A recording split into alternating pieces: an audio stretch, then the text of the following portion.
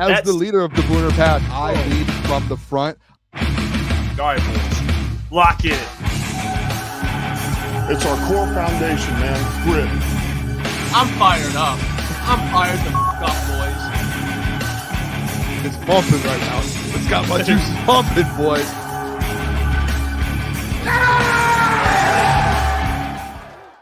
Welcome, everybody, to Crunch Time with Jeff, Booner, Lukas, and Gentry. It is Thursday, September 12th, and we are back. I appreciate you all. Don't forget to subscribe if you haven't already. Liked the video or like the stream. It helps push the show out in the algorithm. Let's go. Thursday Night Football is on. We'll get into our picks in a little bit. I'll give out a bet that I have placed for the game. We'll see if it hits. We'll see if it doesn't. We'll talk a lot of Lions today. MicroMike joining the show. Potentially big-time guest in the second hour. We'll see. At this point, we're just waiting to see if it makes sense. You guys will find out who that is if you do stick around. But Boone. Great tease. I would be remiss if I didn't say happy birthday, bro. Appreciate it, brother. I almost forgot for a second it was my birthday. Happy birthday to Boone. Show some love to this man, the heart and soul of Crunch Time Sports. One of the most loyal Detroit sports fans, the leader of the Booner Path. Let's go, baby. I've got some new things in the back, too. I mean, Boone, how was your day? We'll start with that, and then we'll get into some football. How was your day? It was a beautiful day. It was a great day. Breakfast, golf, Lions football. Now we got Thursday Night Football. We've got Crunch Time. I'm pumped up. We've got a good show. MicroMike, special guest, good friend of mine, maybe joining the show in the second hour. So I'm pumped up. I can't wait. The best way to spend a birthday, one with family. Awesome. Get to see family. Absolutely. Also talking Detroit Lions and some not Michigan football, but Detroit sports. And to be able to, hey, I want to spend my time with the people. The people that are in the chat, all these happy birthday wishes, I appreciate you all. I can't say thank you to each person individually, but I love all of you guys for supporting us and following us along this journey. I put out an Instagram post today. I was like, year 26 was unbelievable. I had a show on a network. We were at a network. We did all this. We did all that. The Lions, when Rob posted me. We've partnered with different people. We've done bunch of different things. We created Crunch Time when I was 26 years old. And I said, hey, this is what it's about. I'm 27 years old now. The Detroit Lions are going to win a Super Bowl when I'm 27 years old. And I cannot wait to be able to celebrate that in February. This is not going to be just a great year. It will be an absolutely legendary year. That's the theme of this year for my life, is legendary. We separated ourselves to a different level last year, Jeff Iafrate, when I was 26 years old. 27, we become legendary, and we go win the Super Bowl. How about that, people, huh? Hey, Boone, I'm with you. I'm with you, Boone. Let's go. Let's roll. I'm glad you had a good day. I'm ready to talk. Hey, we got a lot of fun stuff to get to. All right, we do. It's a great show. And again, for everyone that is just tuning in, we got some special guests. We're talking some Lions football. We'll get into the second hour as well around the NFL. We'll go contenders or pretenders. But I want to start first with some injury updates on guys that missed practice, back at practice. You'll get the whole shebang, and I'll show you guys. This is from Tim Twentyman, directly from him. We get an update, and let's put this on screen so you guys can see. So Tim Twentyman put out still no Penei Sewell, ankle injury, Marcus Davenport, groin, or Iffy Melifonwu, ankle, at open portion of Lions practice Thursday. Kirby Joseph, hamstring, was back at, practice. Injury report released at 4 today, which, we ended up getting that. So that's essentially the report. Guys like Penei, Marcus Davenport, and Iffy did not practice. The Penei thing, I think I remember the play he got hurt, Boone. I'm not freaking out about it. That's a guy that you don't really need him to practice. Like, he'll just play on game day and be elite. Yeah. It seems like it's rest. Iffy, he's been dealing with it. Marcus, I'm assuming that's more like he's been getting treatment on something he's been dealing with. So that's my takeaway from those injuries. Iffy still recovering. I don't know what's going on with Iffy, though. That's the one thing I'm kind of trying to figure out. Not gonna lie. I'm gonna say this. It's Thursday today. typically, like, do you remember last year when you're nursing an injury? And I could be completely wrong on this, and there are the people in the chat who have seen different things happen. We've seen like Frank Ragnow, take a day off here and there because he needs it. Guys take a day off if they're nursing an injury. Thursday is like interesting day because like yesterday, you see some guys no practice. You're like, all right, maybe they need a day to take it off, and then you're like, all right, let's at least be in a limited practice going into Thursday. Right? Like I want to be able to kind of get a little feel for how the injury is. And then Friday, that's when you really know if a guy's ready to go or not. And then Saturday, you hear the injury report. I'm not going to say I'm super worried. I am going to keep like a massive eye on what's going on, not only just with like Penei Sewell. Iffy we didn't have last week, so I'm not as worried about because I think Kirby's got upgraded today. I believe Kirby went from no practice to limited. So like that's ideal. A guy going from no to limited. Marcus Davenport being no practice again, like that to me is a little what's going on. Like, why is Marcus Davenport not practicing today? Like that's one of my bigger worries. Penei, I do feel like I'm with you a little bit. Like I feel like Penei Sewell, he's always going to be ready to go. Like they're all right, take a day off, take 2 days off, just make sure you're ready for Monday, and it'll come out tomorrow or Saturday that hey, he's going to be good to go. Penei Sewell, realistically, I don't think he's missed a game in his career. I could be wrong. But Penei Sewell just doesn't miss games. Like if he's missed a game, it's like maybe one or two games his whole career. So that is a little like questionable. Like I think he's going to be Marcus Davenport though. I don't know what's going on with him. This is the guy that we've talked about injury issues with him, and if he stays healthy, and already after the first game, there's something going on with him, and I think it was a groin that it said Marcus Davenport groin. Yeah, and no practice back-to-back days. I don't know. That does. I don't know how you feel about that, Jeff. It does put my radar up just a little bit.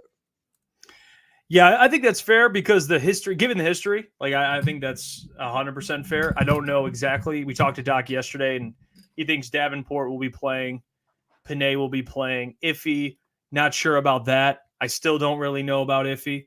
So more updates with that coming, and we'll keep you guys updated, especially for the pregame show. We'll have the latest and greatest regarding the injury report.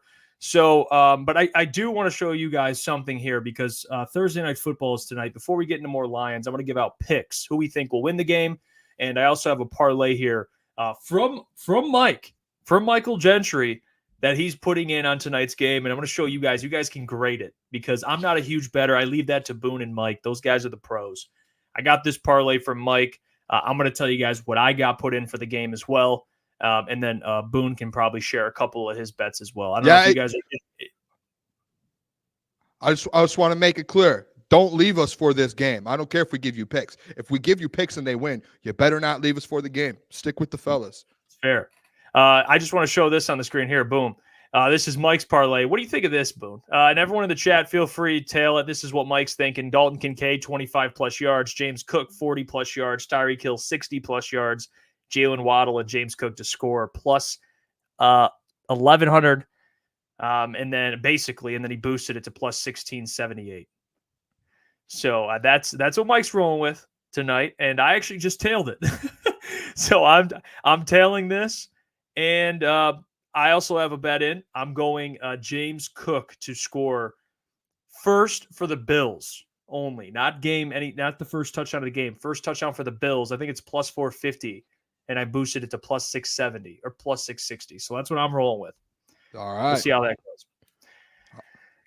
goes. But yeah. Let me know what you guys think. Whether you hate it or not. I don't know. I don't know about the Waddle scoring, but hey, I trust Mike, so we'll roll with that. I did want to get into Aidan Hutchinson because I'm seeing all of this stuff coming out lately about him leading the league in pressures, or at least tying for first in pressures. And which I'll get on the screen real quick. I got the Dolphins winning tonight. Not going to lie to you. So I'm assuming you go Bills. Is that what Bills are winning? I mean, the Bills have beat the Dolphins 5 of the last 6 matchups or something crazy like that. I think Josh Allen's like 5-1 in the last couple of years versus the Dolphins. So the Bills, it's a Bills game. I don't see the thought process of picking the Dolphins in this. It's just pick the better quarterback and pick the guy who's potentially going to win MVP. And if you guys want bets from me, just take everything Josh Allen, touchdowns, rushing yards, maybe not passing, but all those rushing bets. Take that. Take money line. I like Dalton Kincaid tonight, touchdown. My cousin gave me a birthday card today, and in it the present was James Cook over 59.5 rushing yards. So I had to take that as a birthday present. So I took that. So if there was a Booner Day guarantee, it's Josh Allen touchdown and probably a James Cook over in rushing. All right. Well, hey, that's fair. Look at all these people on the Dolphins that are going to be embarrassed later tonight. That's hilarious.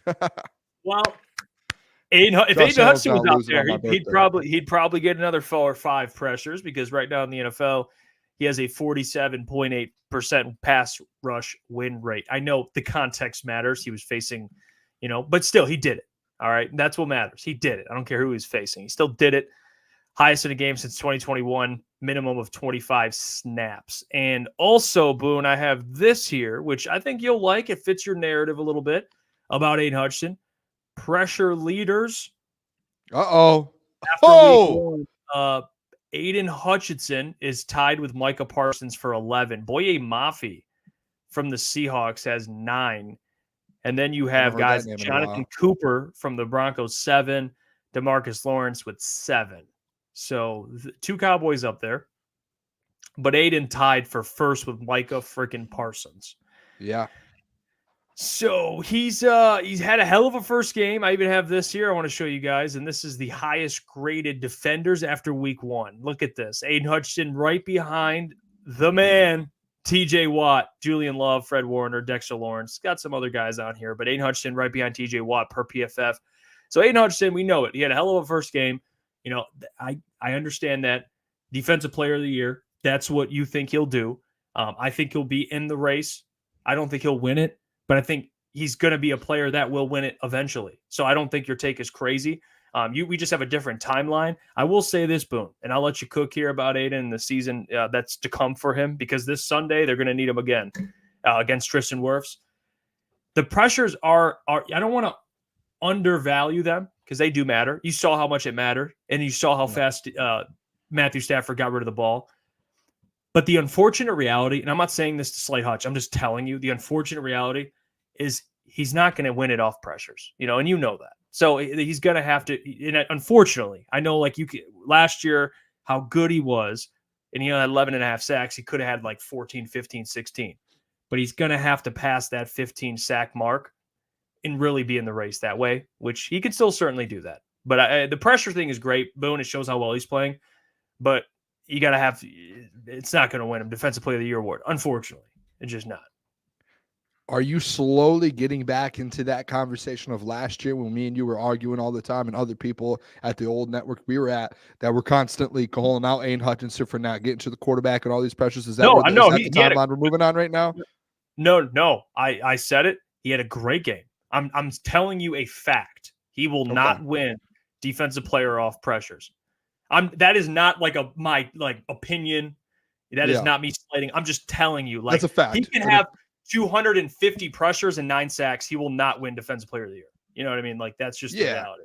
I think that's fair. That's all I'm saying. I'm not saying he played amazing week 1. I'm not trying to say that. I 100% agree with you on that. It's if you were and my expectation with him, and I've stated it all along with Aidan Hutchinson, was he had that 4-game stretch last year where he had 8 sacks to end the season, essentially, before the last playoff game. So he went on I wouldn't say historic run, but he went on a run that was like, hey, that's a Defensive Player of the Year. That's best edge rusher in the NFL type of run for a guy like Aidan Hutchinson. Going out there and getting, I think it was versus Dak in the Cowboys, 3 sacks. The Vikings, the final week of the season, 2 sacks. Started off with the playoffs with 2 sacks. And then in Tampa last year, the playoff game versus Tampa, which we have the rematch Sunday, he has a sack in that game and as well. And like all of those games, he didn't just have 8 sacks. He had like four quarterback hits or stuffs, as ESPN calls it. And like he's out there just dominating all over the field, and he had all the pressures. So I think like last year, and the reason I was so confident in the guy like Aidan Hutchinson to go win Defensive Player of the Year this year was because of that stretch at the end of last year. It was one of those situations, and you see it a lot with skill players in the NFL. When they get it and it clicks, typically it clicks, and it's like, okay, now they know. Like it takes a little, like Amon Ra wasn't getting all the snaps his rookie year, but when he started to, and then it clicked, there was no looking back. And that was, for me, that's how it felt with Hutch. And I think like a game like Sunday, when he's leading the NFL in pressures and he has 3 or 4 quarterback hits, like he still had a sack at the end of the day. So he's still on pace for getting a, defensive player of the year. I know it's one game in. He's going to get these sacks. Like, I think this year is just completely different. Like, that final 6-game stretch you saw out of Aidan Hutchinson last year, that's what you're going to see out of him every single game of this season and nothing less. Like, he's going to continue to find ways to get 2 sacks in a game. I bet you this Sunday, we did the over-under 1.5 sacks. Like, I'm not shocked if Aidan Hutchinson goes out there. Baker isn't getting the ball out like Matthew Stafford was. That's not going to happen. And now we're talking about let's add DJ Reader in there. And I know context too, he's going up against one of the best in Tristan Wirfs. Either way, they're going to find a way to get Aidan Hutchinson in positions to get to the quarterback and to get to Baker Mayfield. So I would not be shocked. Like, he minimum, he should have another sack this week. And then if not, like, go out there and get 2. Like, if you're getting 11 plus pressures a game, go out there and get and finish 2 of those. And I think he's going to eventually get to that point. And I think last Sunday we saw it was just against a different type of quarterback that you're not going to see Matthew Stafford week after week. He's a different level when it comes to that. So, listen, he's going to end up in the Defensive Player of the Year conversation. Like I said yesterday, his odds have already moved up, and he's already tied with Max Crosby before he wasn't. So, like, he's going to go out there and dominate. I have no worries about are the pressures going to convert into sacks? Like, yes, they will, to answer the question. Now, Jeff, yeah, I agree with you full-heartedly. Like, no way you win Defensive Player of the Year if you don't have the numbers to go with it. Like, he last year, and I could be wrong, I'm pretty sure last year he led or he was top 3 in pressures in the NFL, and he wasn't even a finalist for Defensive Player of the Year. So that shows it right there. But you go out there and do what Myles Garrett only had 14.5 sacks last year and won it, but he just made such a big impact, and that's where it feels like Aidan Hutchinson's going to do for this team. The best player on the defense, like on a Super Bowl winning defense potentially. You have to kind of put that out there. I don't see how he's not in the conversation. I actually agree with everything you said. I wasn't trying to make that sound like I don't like. I hated that narrative last year, and I got into arguments with Sam about it. Just about because, and me and Sam, it was always a misunderstanding because, and I think you and me see it similar. Pressures matter. Sacks also matter when it comes to winning Defensive Player of the Year. I agree with you that facing Stafford kind of, it makes it hard to judge because he should have had 2 or 3 sacks in that game, but Stafford is Stafford. He got rid of the ball so quick. I think he will have the numbers. And I think last week was honestly a weird week. I mean, the player I think will win Defensive Player of the Year is TJ Watt, and he came out hot. Aidan is right there with him in terms of his impact. But he's still in this thing. I mean, the odds change. He moved up. And I think for a defense that we expect to be very good, just like Myles Garrett, if you're the best, one of the best players on this, in this case, he will be the best player on a top 10 defense, or at least a very, very, very good defense, then the award will, I mean, he's going to be in the race. Like, that's what Myles Garrett was. He was one of the best players in football, but the best defensive player on the best defense, or one of the best defenses. There you go. I mean, yeah, and they lost their quarterback, which Joe Flacco they still won with because Myles Garrett's so damn good. But to your point, like, maybe he doesn't need 20 sacks. He needs 15 sacks, and he's in the race. Hell, he could win it. Just seeing what TJ Watt does. But, yeah, I don't hate that at all. I think it's impressive, given you look at some of these other guys and who they have around him. Aidan Hutchinson didn't even have DJ Reader, and he was a menace. So, and he had Lee McNeil, who had a bad game, and Davenport. And I like Davenport, but like, that speaks a lot to what Aidan Hutchinson is. I mean, we'll see what this week is with Tristan Wirfs, but I think he'll be just fine to handle that. I see. Yeah, Aidan, how do you? I'm just interested. I'm just very interested, and I honestly, I think like what we saw at Hutch last year for him to go, or last week for him to go out there and get those statistics, the 11 pressures and the 4 or 5 quarterback hits, to do that without DJ Reader yet, it just shows the ceiling when DJ Reader returns. Like, when that happens and this defensive line is full and healthy, and Marcus Davenport, and obviously we know what James Houston, like if we see James Houston on a third down with Hutch, we haven't got to see that yet. But when we do, I just think Hutch is just going to keep, like he already is at that elite level, just going to keep seeing it. And as you add these players into it, it's going to be, do you guys remember during the season or during the offseason when PFF put out, I think they had the Lions at the 5th or 6th ranked defensive line. And I was a little like, yeah, I don't know, guys, like the from top to bottom, is it really top 5? Right. I feel comfortable after knowing what Levi O now is doing and what Marcus Davenport can be. And, I know DJ Reader and Aleem McNeil and Hutch, like I feel comfortable saying like, yeah, this is a top 5 defensive line. Like you could put that argument out there and not, sound like a fool at the end of the day. Yeah, I think with DJ Reader healthy, I mean, it's hard. I mean, I would agree. I don't know. I mean, you put like Houston up there, San Francisco up there. I would put I'm trying to think, Dallas up there. Dallas for sure. Dallas, they dominated. Dallas up there. I mean, I'm at 3. Jets, you'd put up there. Eagles, but then they're kind of in that equation where it's like they're right there. Like if they're not top 5, they're right there. So like, yeah, I don't hate that at all. That's a fair take. I mean, they're in that equation, but it just depends. I think DJ Reader's impact. I went through the numbers yesterday. Interior offensive lineman for the Buccaneers just couldn't pass block. And I know our resident Bucs fan, Jeff Olson in the chat kind of spoke on that, how Graham Barton's a rookie and they're expecting him to improve this week. But it's going to be that's a lot to ask of a guy in his second career game to go up against DJ Reader and Aleem McNeil. Like that's the task at hand. Yeah. Like, and DJ I'm Reader's interested. I'm going to be honest, Boone, I'll throw this in. I don't think we'll see a snap count from DJ Reader because I think the Lions' plan was not to play him week 1. So that way, week 2, he won't be on a snap count because week 1, he would have been on a snap count. I had the same thought process. Like if he was going to play last week, it would have been all right. You get 20 snaps this week. And then that was the situation that I was like, I'm kind of out in because you just want to let him get back to full. I think it's full go now for DJ Reader. I'm interested to see this offensive line. You put out the stats earlier. I don't know if you want to pull up your tweet. I know you talked about it yesterday, but the PFF grades for those, the offensive linemen. We have a Bucs guy coming on today in the second half. I'm interested to see kind of the thoughts on the offensive line there, especially going up against a Lions team who just had 27 pressures versus the Rams. I know it's a beat up Rams team, but they showed they can get to the quarterback and get those pressures. So I'm interested to see how this works out and what like the Bucs fans. I don't know if JT Olson's in the chat and can answer that question as well, but it's going to be interesting. A matchup. I mean, I put it out here. Cody Mock, Graham Barton, and Ben Bredesen. I think it's Bredesen. Cody had a 41.6 pass blocking grade per PFF. Graham had a 63.6 and Ben had a 54. So it wasn't great. But I'll tell you what, like I'm not trying to, because people will say things to fit a narrative. The Bucs tackles are good. Like they have good tackles. Like Tristan Wirfs is an all-pro, and then they have Luke on the other side. I'll just call him Luke G. I don't know how to pronounce his last name, but I know he's good. He's been good. So they have good tackles. Okay, so they at least on the edge, Davenport and Aidan gonna have to win those. But again, when you have Aleem McNeil and DJ Reader, which they upgraded the interior now with DJ Reader, and they have Levi Onwuzurike who's playing really well. I'll throw him in there too.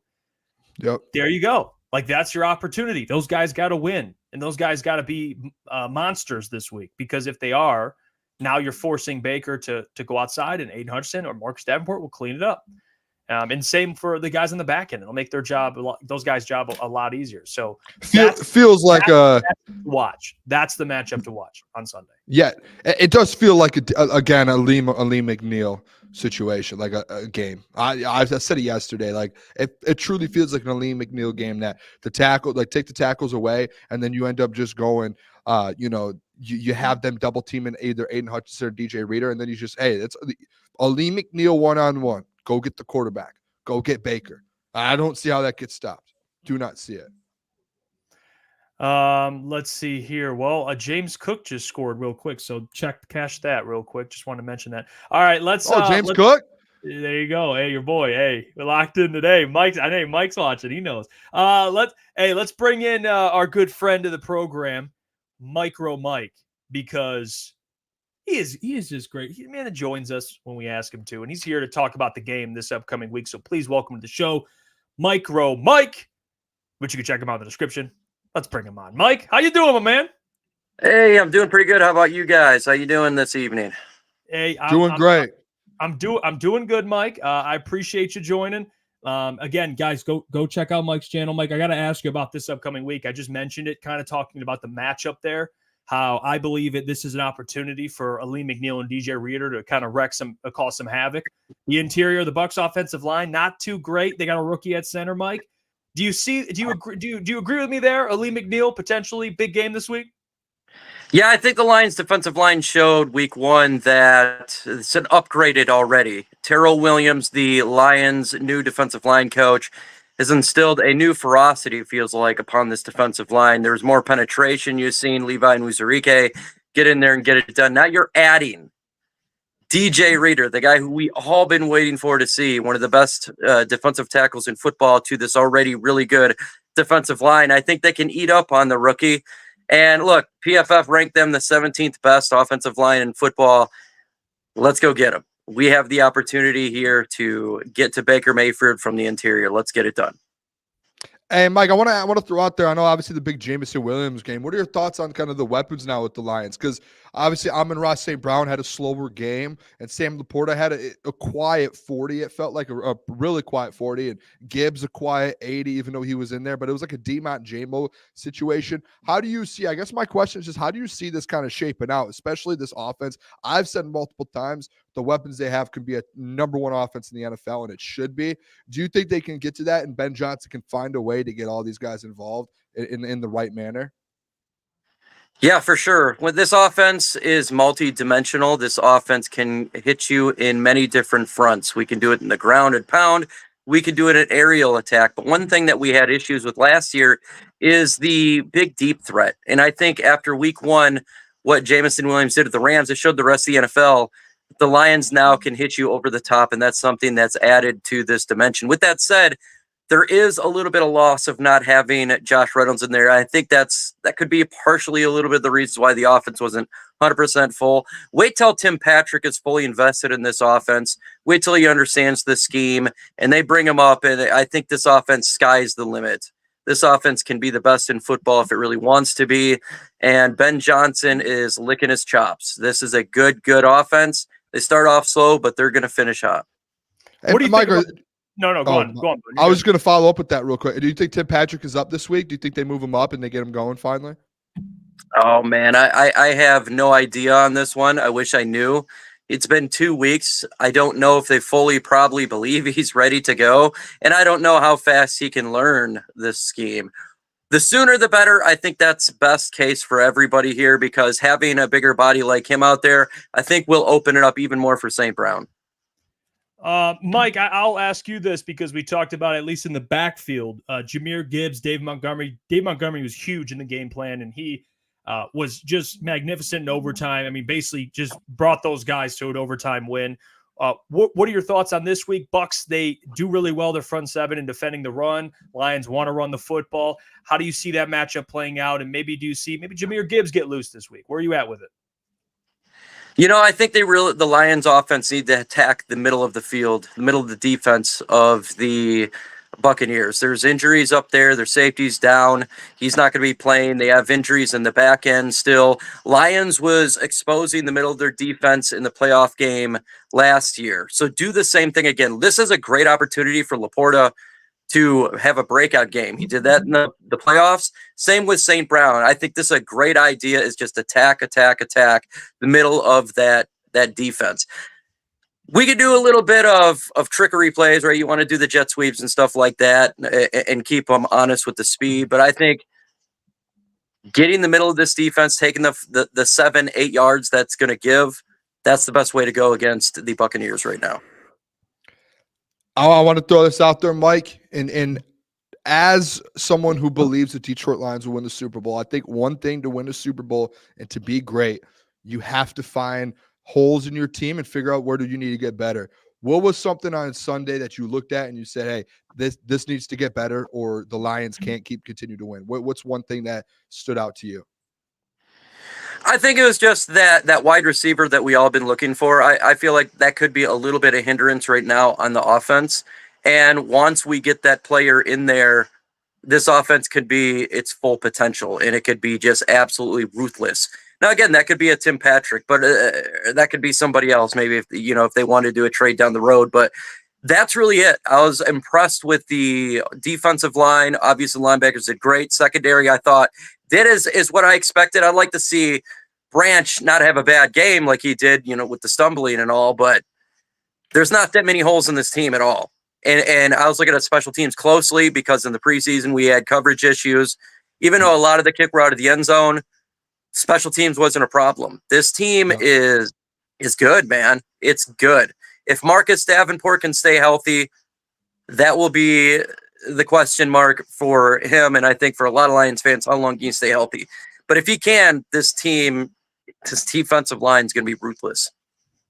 And we'll go to the rookie, at least in the secondary. Terran Arnold last week. I thought he played really well, Mike. The 2 PIs, though. I mean, that's kind of been the story. But other than that, he played good. Cooper Kupp called him. He's the next one up. Well, what are your expectations for him this week? They got a pretty good wide receiver core. I'd say a pretty good test for a rookie back-to-back games, having those wide receiver core so far. When you look at rookie mistakes, they're going to make mistakes like a pass interference. The things that you're looking for is, can they stay with the receiver? Are they getting beat? He wasn't getting beat. He was staying with the receiver. The hands, that can get worked out. That's something that you can work out, but you didn't see anything out of there that suggests this guy is going to be a bust at all. He looks sticky. I'm really excited for the future of Terrian Arnold.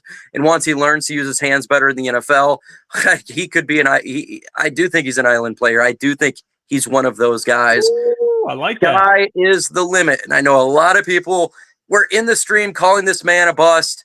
If you watched it, he stayed with the receiver the whole time, and he's a hell of a tackler. And in this defense, he got a tackle. He wraps up. It's not a whole lot getting past him. That's a good start for the rookie.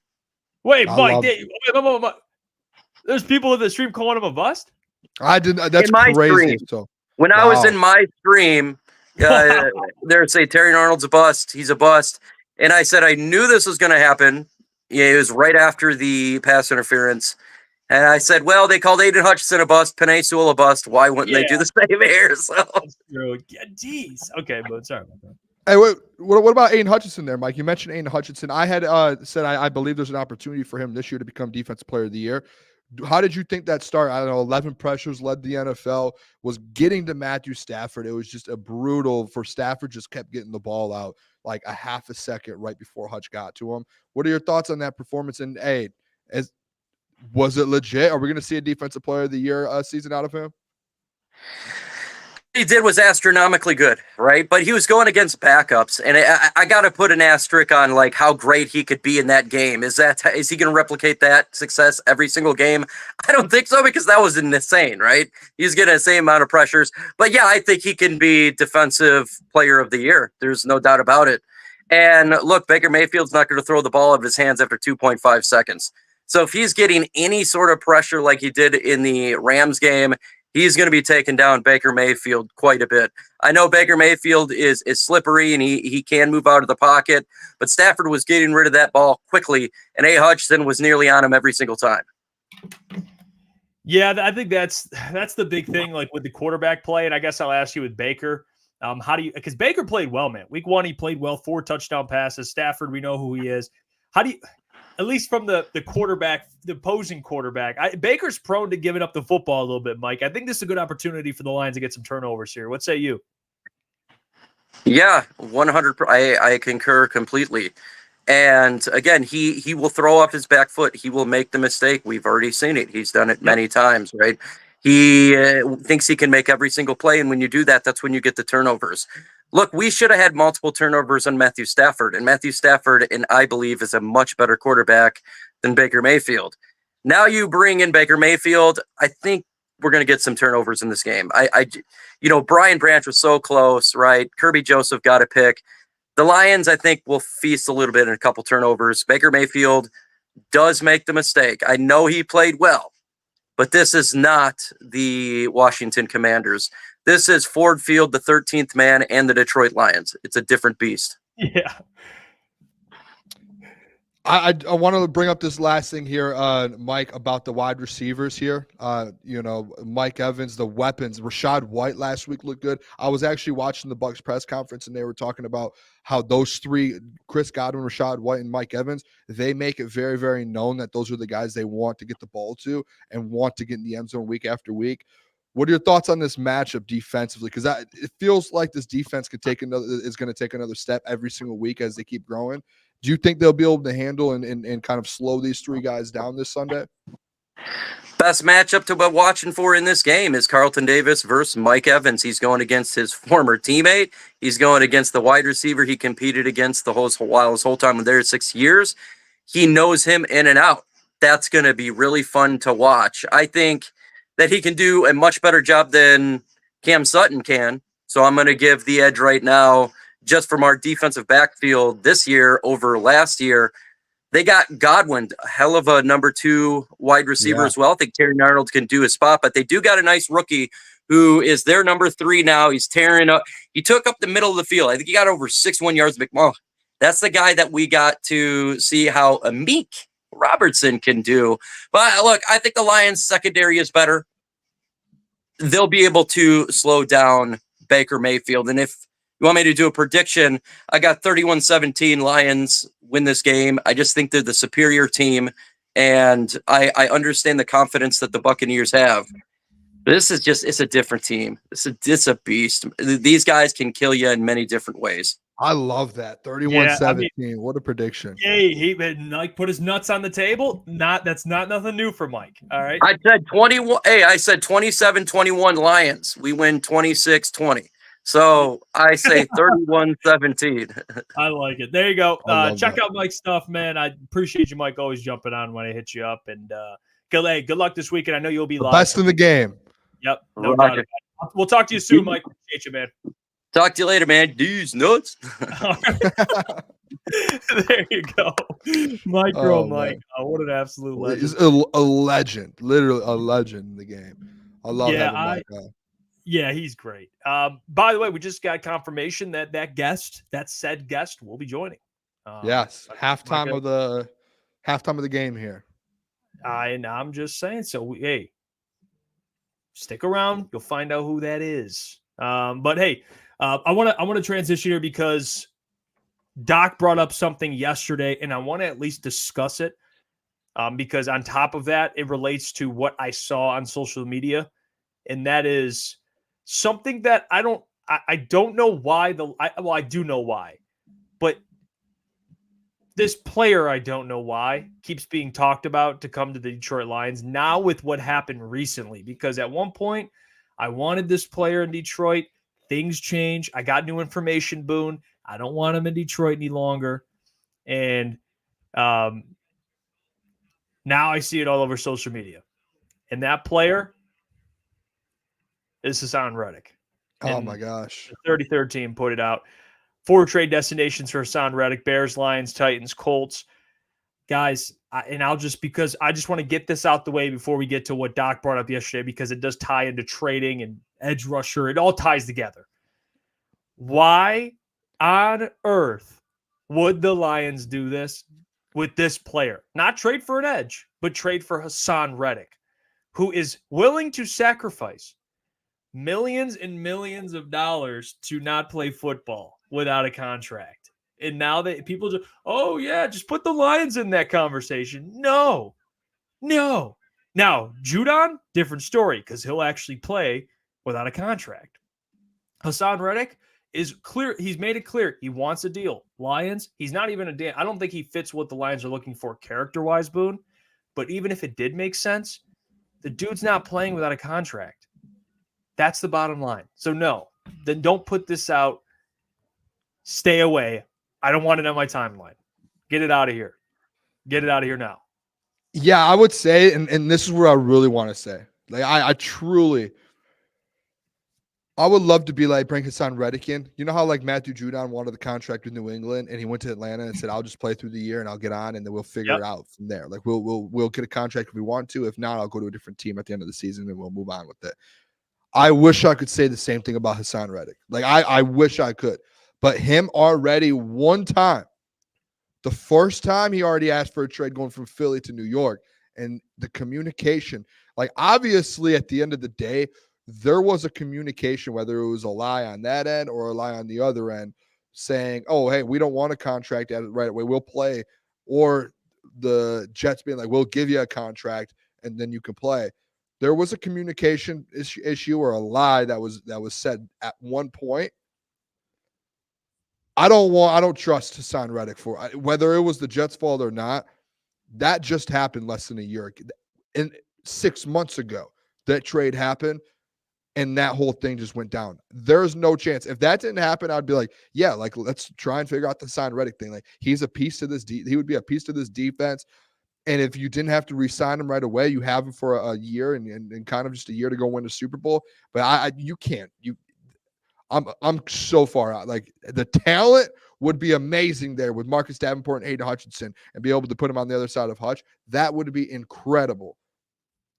What comes with it, with this whole situation with the contract and the lies on either side, whoever it was, and not getting a contract done and sitting out when the team needs you, I'm so far out on that. Like there are guys who need contracts, want contracts, and they play. Like they're just like, let's play. And I'm all about Jeff. I've told you, get your money, get it get it, go get your money. But at the end of the day, there is, and this has always been my mindset, if you're under contract, you are being paid to go play football. You signed the deal at the end of the day. So live up to the deal. And who was it that said it actually recently? I think it was Lee McNeil or Taylor. Who was it? I think it might have been Taylor Decker. It was someone who, I think it was Taylor Decker, who he's on the last year of his deal before I think he got the extension. And before that happened, they asked him, like, would you have played if you didn't get a deal done? He was like, yes, I signed a contract. I put my name on a piece of paper to play football for this many years. And I'm going to stand behind my name. And that's why, like, the holdouts, like, I get it, guys wanting to get more money. But when your team's playing week 1, week 2, week 3, week 4, and you're not playing football, I don't want that around my head. There's zero chance. I don't know why they have the lines on this graphic. If it happens, I would be shocked. That is not a Brad Holmes guy. That is not a Dan Campbell guy, an Aaron Glenn guy. For something like that to happen, I would be absolutely shocked if there was if I got an alert one day saying Hasson Reddick has been traded to the Detroit Lions. I would be in shock. Would you be shocked if you got an alert and it said that James Houston was traded from the Lions? Oh, don't do this one to me. Don't do this one to me. And I'm not saying it's Doc mentioned it yesterday, and he talked about it on his website, Detroit Lions on Sports Illustrated. And his reasoning, it was his opinion. Wasn't anything reported of, what happened or anything like that. But what Doc was saying essentially is the emergence of Derek Barnes at Sam, like he's playing Sam really well. He's putting his hand in the dirt. That's kind of what they wanted Houston to play. Davenport's been very good. They have depth on their defensive line. He doesn't really know if Houston's a scheme fit, given he's not good against the run. It's just a weird fit. He didn't play last week. They activated another DB. It's, and where are you at with that discussion? At least flipping James Houston and just moving on, not because he's bad, but because it's a bad fit. Where are you at with that? My first thought is, if you were going to trade him, is the value worth it? I don't think, like, anything you would get back, I don't think it would be worth giving up for James Houston. Like, I do think, like, James Houston, he's not giving you snaps right now. But when he does give you snaps, he gives you something. Like, I do believe that. And I was one of the ones early that question, will he make the team? Because we didn't see anything out of him. What we saw, I do think there's going to be times this year James Houston will give you valuable snaps. I just don't see, though, right now, to where it's like, hey, what are you going to do? Trade him for like a 5th round pick? Like, what are you going to genuinely trade James Houston for right now? Like, is a 5th round pick for next year worth the production out of, maybe let's say 10 games that you can get out of a James Houston in the Super Bowl season? You know what I'm saying? Like, that's how I look at trades and the value. Like, hey, what you're giving up, is it worth giving up, or is it worth bringing in the value that you're going to get out of a player this season? And to me, it's like, whatever you're probably going to get for James Houston isn't worth it. Like, I know what Brad's done with picks in the past. I just still, like, I'm out. Keep James Houston on the roster and roll with him. Like, he's on the practice squad right now, or not, and he's not on the practice squad. He made the roster, so he's just on game days, he's just not active. Like, just keep him. Like, he's just sitting on the roster. I think you can only bring 40-something guys or whatever it is. Just keep James Houston. I think there's times, like, if a guy gets injured, like Davenport's already out, right? You have backups. You have James Houston, and I think that's a trustworthy backup, unless you went out and got like a big time player. So yeah, 100% keep James Houston. That's depth. Yeah, I'm with you on the depth. I just don't think it makes sense to sell something at its lowest stock. Like it's at the lowest stock it'll be, and you sell. Like if you were going to trade him, you would have traded him earlier. Or wait, and then if he plays really well and you don't really see a future with him, then trade him. Why trade him now when he's struggling? Why would you do that? You're going to get this guy went from being, he was one of the best rookie edges to now what he is, which, he's inactive and, just wait, hold on, just hold the stock, hold on to James Houston for depth. And if he plays well and Brad doesn't see a future with him, then trade him. Don't trade him now. It just doesn't make sense to me at all to trade him right now. They need defensive linemen. And that's why I still think at the trade deadline, I know John does not like when I say this, but this is kind of, we'll know by the trade deadline if Davenport's the solution. Like we're going to know. And if he's not the solution, then you trade for an edge. You figure it out. They have to get help for Aidan. And I think so far Davenport has passed the test. It's really just staying healthy. He's on the injury report. I think he'll play. I don't know.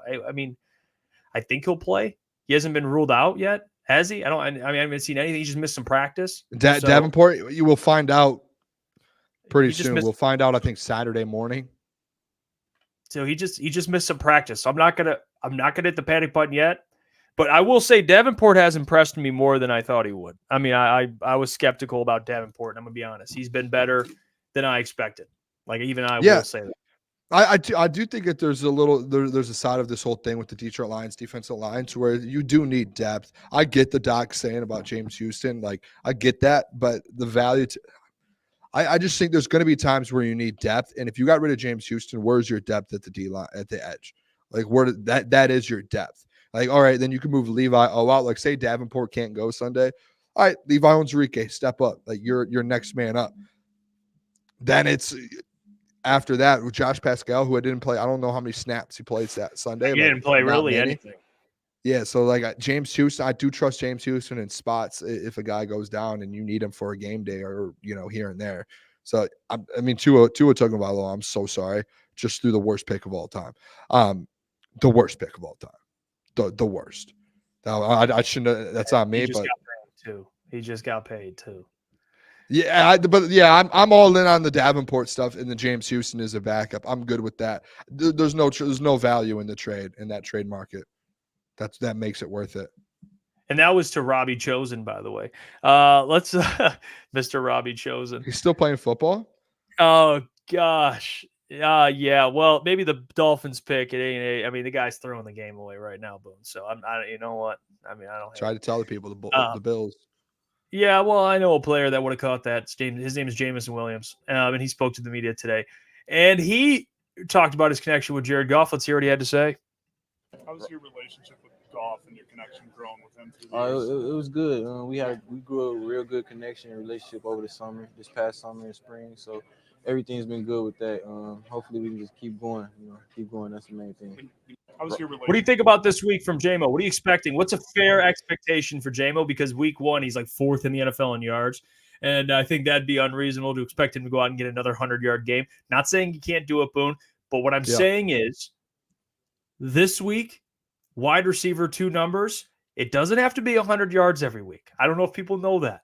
It can be, couple catches, 40, 60. 40 is probably on the low end, but 60 yards, 70 yards. If he does that this week and Amon-Ra goes off like I expect him to, I think this is going to be a massive game for Amon-Ra St. Brown. You just know it. Yep. J-Mo's job is to go out there and do what he's been doing. He's he's an excellent blocker. He's always where he's supposed to be. He's reliable, and he makes plays. Go do that, and he might only end the game, boom, with like 70 yards. To me, that's a good day. That's a good day. A couple catches, 70 yards. He makes some big plays. Maybe he catches a 30-yard bomb somewhere in the mix. But that's all he has to do. That is all I expect him to do this week. I get a little bit of a feeling.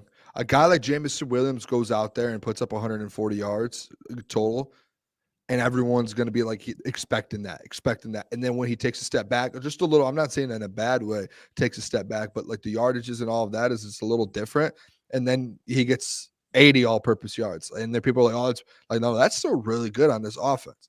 Like that's that's a big time contribution. Like Jahmyr Gibbs just had 80 yards last week. I do think you're going to see J-Mo touch the ball again. I think this is going to be what's normal, 6 or 7 times in a game consistently throughout the season. And I think, and then I've been pretty big on this. I do think J-Mo's just a playmaker. Like I'm watching the game tonight. I have it on the side here, and like Tyreek Hill touches the ball, and at any time he can break that thing off for 50, 60 yards. And he's minimum getting 10 yards every time he touches the ball. So that's where I do think with J-Mo, like I think he ends up getting 60 to 70 yards per game this year, all purpose, just based off of anytime he touches it. I can't see it going shorter than 10 yards, like every single time. And I think you get 6 or 7 touches out of him too, like on average. So I'm gonna say I think J-Mo 6 touches total on Sunday night or Sunday afternoon. 77 all-purpose yards. I know that's a weird number. I'm going to go 77 all-purpose yards, and I'm going to roll with. Yeah, I'm going to roll with that. I don't think that's a bad thing. I'm the more interesting thing to me is like the J-Mo Jared Goff connection, because a lot of people, Jeff, I don't know if you were one of the people. A lot of the people talk about how Jared Goff, the only way he can be good with specific weapons is he has to get familiarity with some of these guys. And it did take him a year or so now to finally start clicking with J-Mo. We saw last year it clicked at times consistently, maybe not as much as people wanted. So like, I think there is a situation now you're seeing like J-Mo saying, hey, we've worked together in the offseason. Like Jared Goff has the connection with Jared Goff has a connection with Jared Goff. That's not it. With Sam Laporta, Amon-Ra, those guys, you had J. That's one of the big things with Jared Goff, like that he had with Josh Reynolds. Make sure you have a nice connection and you have that familiarity with him, and he has it finally. Like those guys trust each other a ton. You can tell, like they truly trust each other, and that's one of the best things to have as a quarterback wide receiver duo. And I want to say, I just want to address some of these comments because there must have been a confusion. The Purple Prince says, yesterday you guys said this is a breakout game for St. Brown and Laporta. So many yards will be even available for J-Mo. No, that was Doc. Doc said he thinks Laporta will get like 140 and then Amon-Ra will have a big game and 120. No. How I realistically think this is going to go, I think it'll be a 100-yard game from Sam Laporta, or excuse me, Amon-Ra St. Brown. Yep. And I think J-Mo will get his 60, 70, and then Laporta will get his like 40, 50. Like that's what I think those three do. That's what should be a fair expectation. I think I had a little bit opposite than you because I had 200 total yards out of those three, and I think I had 90, 70, 60 or something like that. It was like 210 or 220 or something, like, which isn't crazy. Like that's not a crazy ask. So like I do think Sam Laporta has a 70-yard game, 60. I think he has a bigger game. I think so does Amon-Ra. Like having 90 and having 70, both of them is not 2 breakout games. Those are 2 big games for them. And then giving J-Mo 50 to 60 yards all purpose, or I said 77 all purpose. Let's say 55 receiving and 15 or 15 to 20 rushing. That's not a crazy. Because I'm not. That's what. That's how many yards is that? 170, 40. We'll go. That's 210, and then you haven't factored in Jahmyr Gibbs. Jahmyr Gibbs will probably get 30 receiving yards. That's like 240. I mean, that's about where Goff's going to be. Maybe Cleveland. Jared Goff. Like that's what I think. I think he gets. Yeah, I think he'll have like between 230 and 250. That's where I have Goff. I think that's a fair expectation because I think they're going to have to throw the ball more to win. I don't think they're going to run the ball and Jared can just kind of chill back there and hang out. Like their front seven's pretty good. So that's where I'm at with so just so we have it clear, that's how we're dividing up the numbers. All right. I love John's enthusiasm. I think he had 2 TDs. I do. If I want to guarantee a TD, I think Sam Laporta is a guy that I'm going to say he gets in the end zone this week. That's definitely. I can't guarantee one. My legacy play will be the guaranteed for a play. Okay, so you can't speak. I'll speak for you until Friday. All right, or what was it? Sunday or Friday you're doing? Sunday at 11 o'clock. Okay, so there you go. So I'll think that's what I think a guy that will score this week will be definitely Sam Laporta. Let's bring in Mike. All right, let's bring in Mike. See how he's doing because Mike, and we showed Mike's parlay before the show. Mike, how you feeling? Let's get a check-in. I mean, Michael Gentry, you guys know who he is. I mean, Mike, let's get a mental health check-in upon you. I mean, how you doing? How's the parlay? I'm doing great. Obviously, Jalen Waddle could have capped that off for us pretty early and kind of knocked down that leg. But I think Dalton Kincaid actually got injured, boys. They got kneed in the head, and I think he's not coming back in. Well, that's a disaster. Yep, after his second catch. So, yes, that is very disastrous. So, hopefully he comes back. He's in the game right now. What number is he? I don't know. I just seen on Twitter that he hasn't came back, so I have no idea. Yeah, because Mike, it's 85. It's giving me a cash out option for $2 more. So if he's out, I'm cashing out for that $2. I'm just leaving with something. Who knows? Yeah, that's wild. But yeah, I mean, hey guys, we were talking about a little bit about J-Mo. We talked about James Houston. We're gonna get in around the NFL as well. We'll go pretenders and contenders in a little bit. We're gonna have a guest on at halftime of the Thursday night football game, which we got about a quarter left. So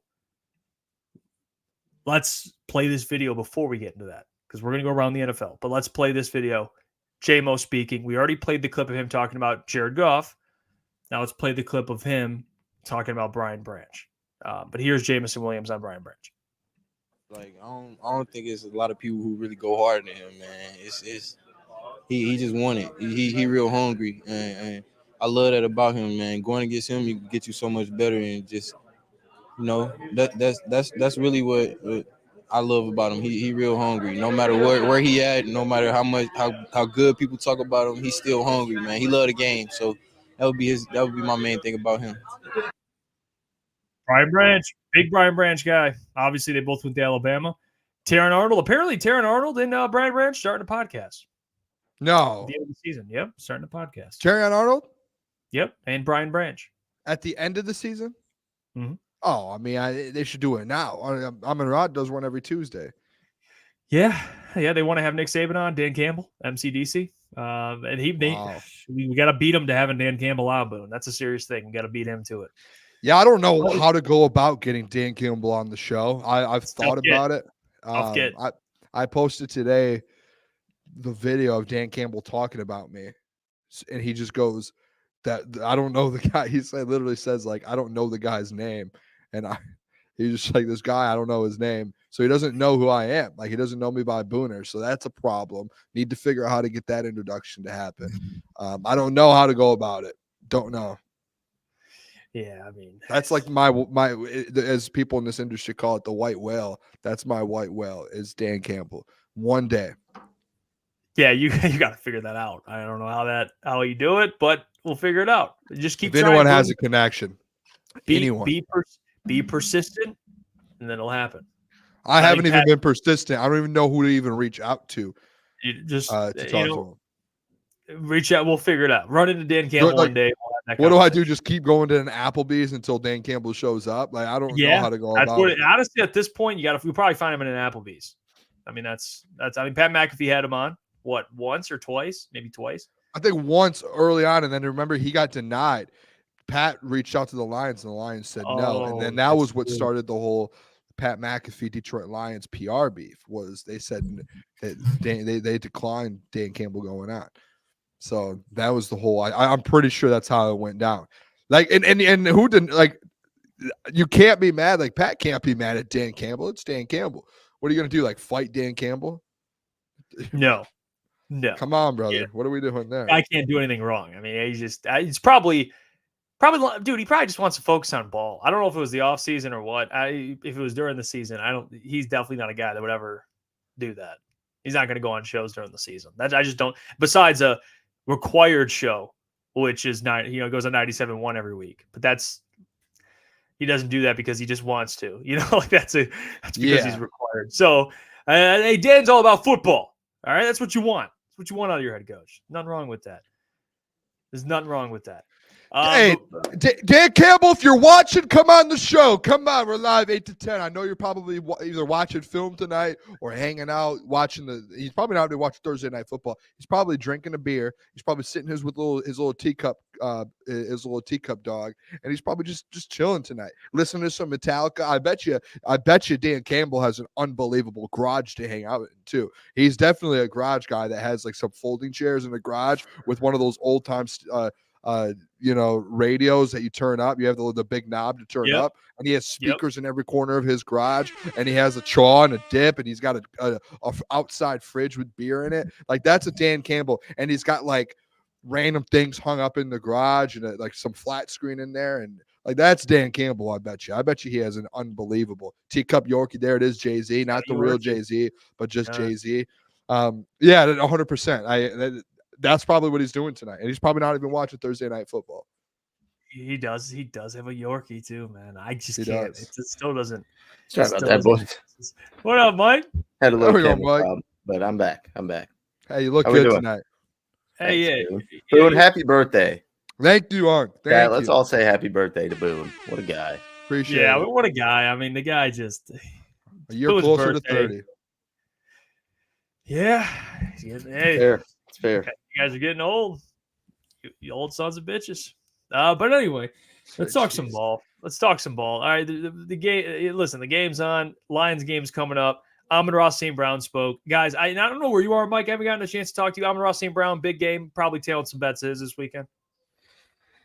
Yeah, I think we all expected, we spoke about it in the live stream. We were expecting him to show up in that second half. And I think obviously he wanted to, but obviously he wanted the team to win no matter what. So he's not upset that he didn't get the ball. So I think this week we kind of seen what he did last year against his team. He's due for a big game. And obviously they've had some changes to their secondary as well.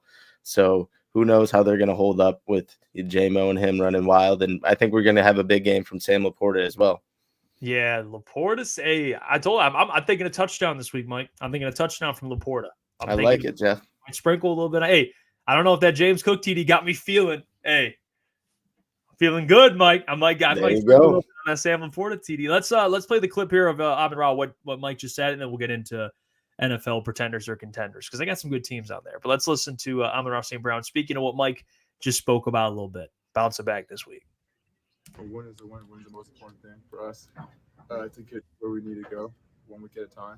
Obviously, you'd love to have catches and whatnot, yards, but we found a way to win. Obviously, I think as a whole, as an offense, we have a bunch of areas to improve everywhere. And we know that first week, I feel like it's probably the toughest week for an offense just to get everything down. But yeah, it was a tough game. Win's a win. Obviously, no one scored overtime, but we ended up, coming out on top of.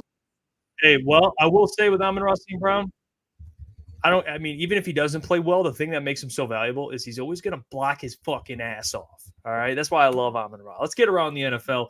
I wanted to do this week at some point. What? Yeah, it's all good. Let's hit the next. I was gonna comment, but let's go to comment. No, around the NFL. Go.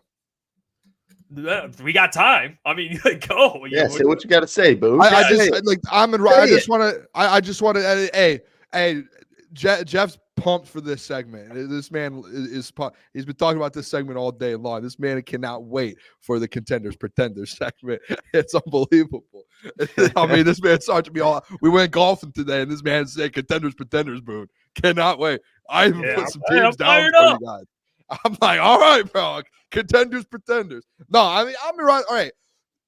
This is what's so valuable about Amon-Ra St. Brown. Like, think about this. Think about players around the NFL who complain about targets, players around the NFL who complain about money, who complain about all these different.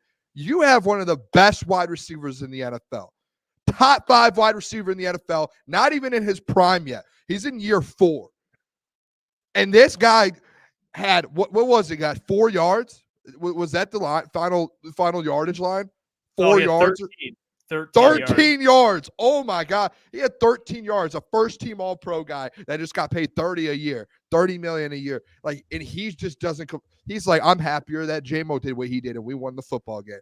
Like, that's the most selfless stuff ever. He ended up getting paid, and all he cares about is winning football games. Half of these guys out in the NFL who are just trying to go out there and get their catches and they'll never win a Super Bowl. They'll never win. Like, Dan Campbell and Brad have brought in the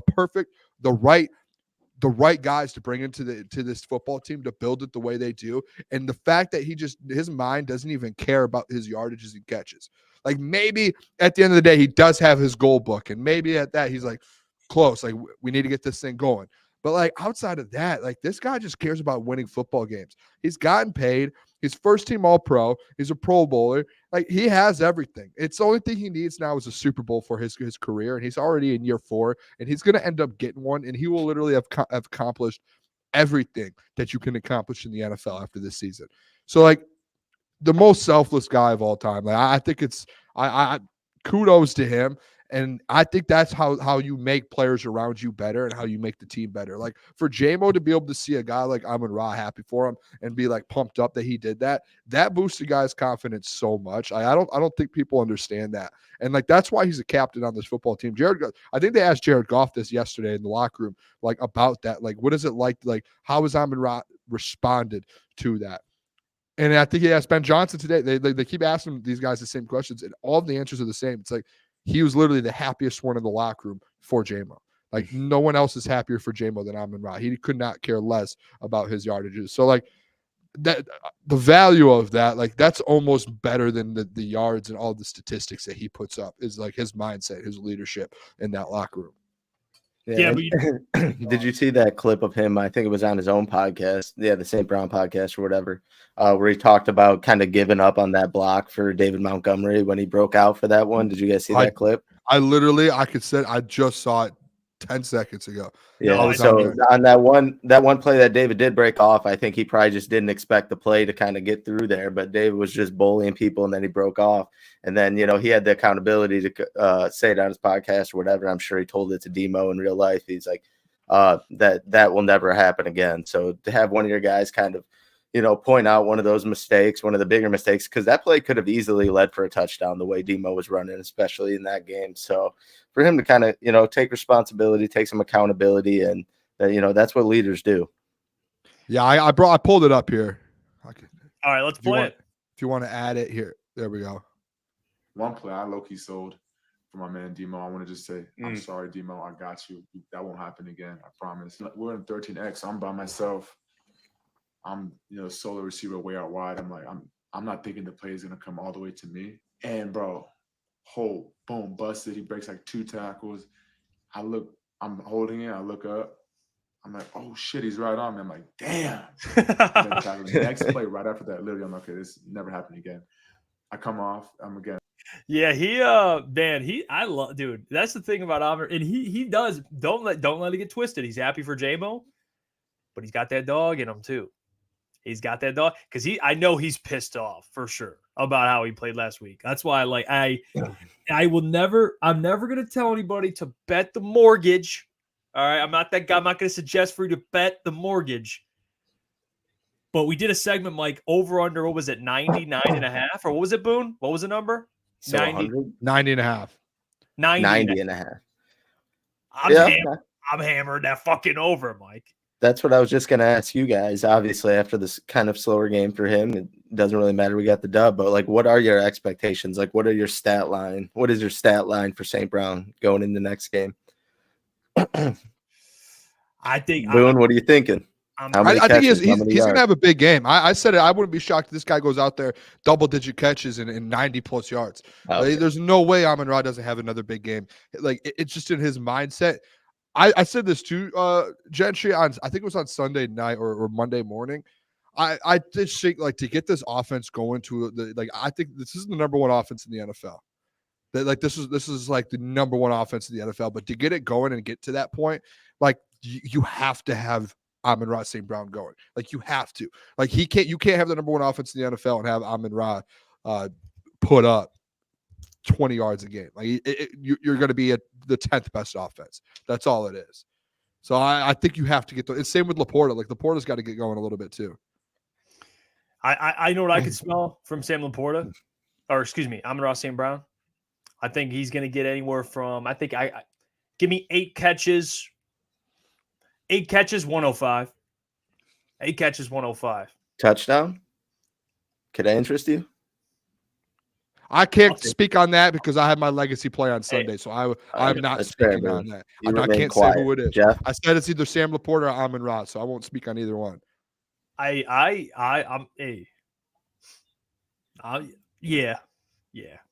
Sam Laporta, Amon-Ra, they get in the end zone. That's where I'm at right now. Let's play another clip from that pod because if you guys haven't watched it, they did interview Frank Ragnow. Let's play this clip. Amon Ross St. Brown's podcast talking to Big Frank. Dude is honestly love Frank, one of the most uninteresting guys. I mean, or maybe he's so interesting because he's so uninteresting. Like he just lives a very basic life, and I love that. He's happy. He fishes. He travels in the middle of nowhere and fishes. That's all he needs. Catches fish, hangs out, plays ball. Might retire in a year. Who knows? But here's the pod of them talking about Frank. Say that. Hopefully not. But here's the pod of them talking to Frank Ragnow. Let's hear what he had to say here. What was draft day like for you? Obviously, you went first round, so it's probably fantastic. It's funny, like Bleacher Report and all those draft gurus were saying I was going to go in like the 3rd and the 4th round. Did you see Tyreek Hill get arrested? I did. That was crazy. Bro, that celebration was top 5. Some of the hardest I've ever.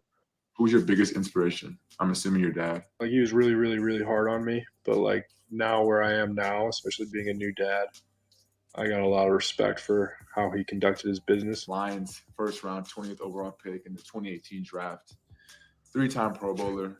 Best in the NFL. Yeah, this is definitely that was a promo. Yeah, that was the promo. Okay, let's go to pretenders and contenders. Yeah. All right, let's just go there. Just let him cook, Boone. He wants to do some goddamn. Yeah, I mean, this guy's been trying to do this, man. It's unbelievable. Hey, let's do it. On right now. Pretenders. Let's roll, brother. All right, let's do it. Very simple. We're gonna go through teams. You tell me pretender, or you tell me contender. At this point in the season, their teams are 1-0, 0-1. I think the percentage of making the playoffs. Well, not percentage, but out of all, there's like 50-something teams that went 0-2. I think in like the last couple of whatever it is, only like 2 has made it. It's basically saying it's rare. Okay, so this is your faith in the team that I'm going to mention of them rebounding, or maybe it's fraudulent a little bit. Patriots are 1-0, so like that stuff. We're going to talk about that type of stuff. First team I have, pretender or contender. We're going to start with the Los Angeles Rams. Throughout the entirety of the season, I know a lot of guys are hurt, but where are you at with pretender or contender with the Los Angeles Rams? I still think they're a contender. I mean, I think they'll make the playoffs. I don't know, contend for the Super Bowl, but I think they still had a good first week. They had a lot of injuries on the offensive line. That may kind of worry you moving forward, but just how well they stuck in the game and how well Matthew Stafford played. And even without Puka Nacua, you kind of saw the Cooper Kupp from 2 years ago. And you even saw some of the defensive line that they drafted kind of make an impact early on. So I still think the Rams are a contender for sure. Yeah, I'm with Gentry. I think they are a contender when they're healthy. Like I didn't think, and a lot of people are, and again, the reason I had the Lions still at 1, and it's crazy, I didn't move them down, was because I do think this Rams team's good with injuries or not. Like Matthew Stafford, Puka Nacua, Cooper Kupp, like you had Kyron Williams, like they have an offense, and they do have dudes on defense. And I know they had those injuries. You get that offensive line healthy, and this is a legit football team. Like it's a legit team that you don't week after week, you do not want to have to play. Like they would have had a better record last year if they didn't have the start that they did. They started off really bad, and there's zero chance that they're going to go on and just start losing a bunch of games here to start the year. And if they're going through these injuries, like they're going to find a way to stay afloat. And when guys get back, this is going to be a contending team. And when you get to the playoffs, like the Lions, it's going to be another battle. Like to beat this team 4 straight times. All right, we're in an absolute battle here. Like that's to me, like there are teams in the NFC, the 49ers, the Eagles, and then I would say like the Rams in the playoffs that you're going to be like, all right, these are going to be legit football games. So like maybe the Packers if Jordan Love's healthy, but like those are like I think like the top teams in the NFC that you're like, all right, those are teams that are legit and that you should worry about when it comes to the playoffs. So yeah, I'm gonna say contenders. I'm gonna say contenders for the Rams.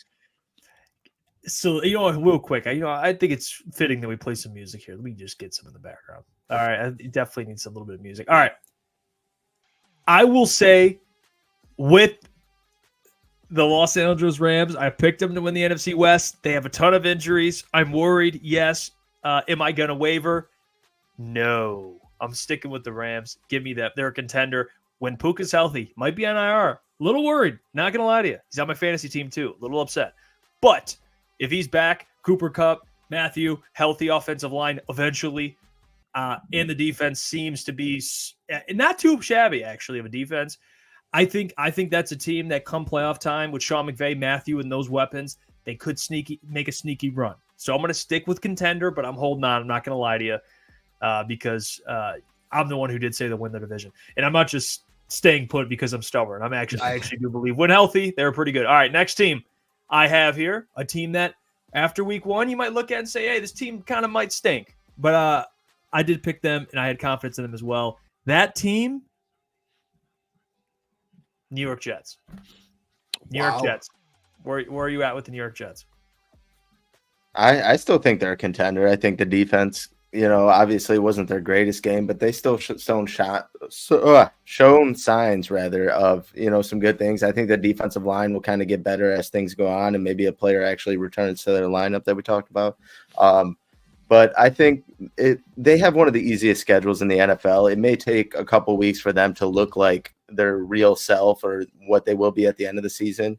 So I trust in Aaron Rodgers. He showed some good things too, and I think Breece Hall. They have some weapons on offense. What? I never thought I'd ever hear those words come out of Lions fan. I trust in Aaron Rodgers. It's crazy. Well, I mean, he's a good quarterback. It is what it is. But I think that offense will eventually work itself out. They have a bunch of weapons, Garrett Wilson, Breece Hall, and I think the defense will kind of work their way back to what they were. And I'm not really overreacting to one game against San Francisco when San Francisco just looked unreal. So first game back for Aaron Rodgers, not overreacting too much. I'm going to go.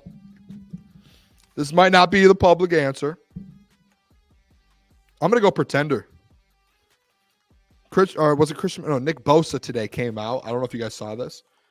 Said that the Vikings are a tougher team and a better team than the New York Jets. And I think I didn't watch the full interview. I think it was essentially like they're preparing for the Vikings this week, and he was like, it's a tougher matchup, like the Vikings over the Jets. I say Pretenders. Like until they go out there, Robert Saleh just might not be a good football coach. Like he just might not know how to coach football and lead a squad. He might just be a great DC for the rest of his career. He just may not know how to be a head coach. Like it started in the summer when this guy constantly is throwing his players under the bus when Aaron Rodgers was gone in minicamp, and that conversation was had already. Aaron Rodgers says that like this was already approved, like we're all good, everything's fine, and he goes out to media and throws Aaron Rodgers under the bus, and like that's not a good look from your head coach to your quarterback. And then now you go out there in your first game and just lay an egg, and I know it's against the 49ers on the road.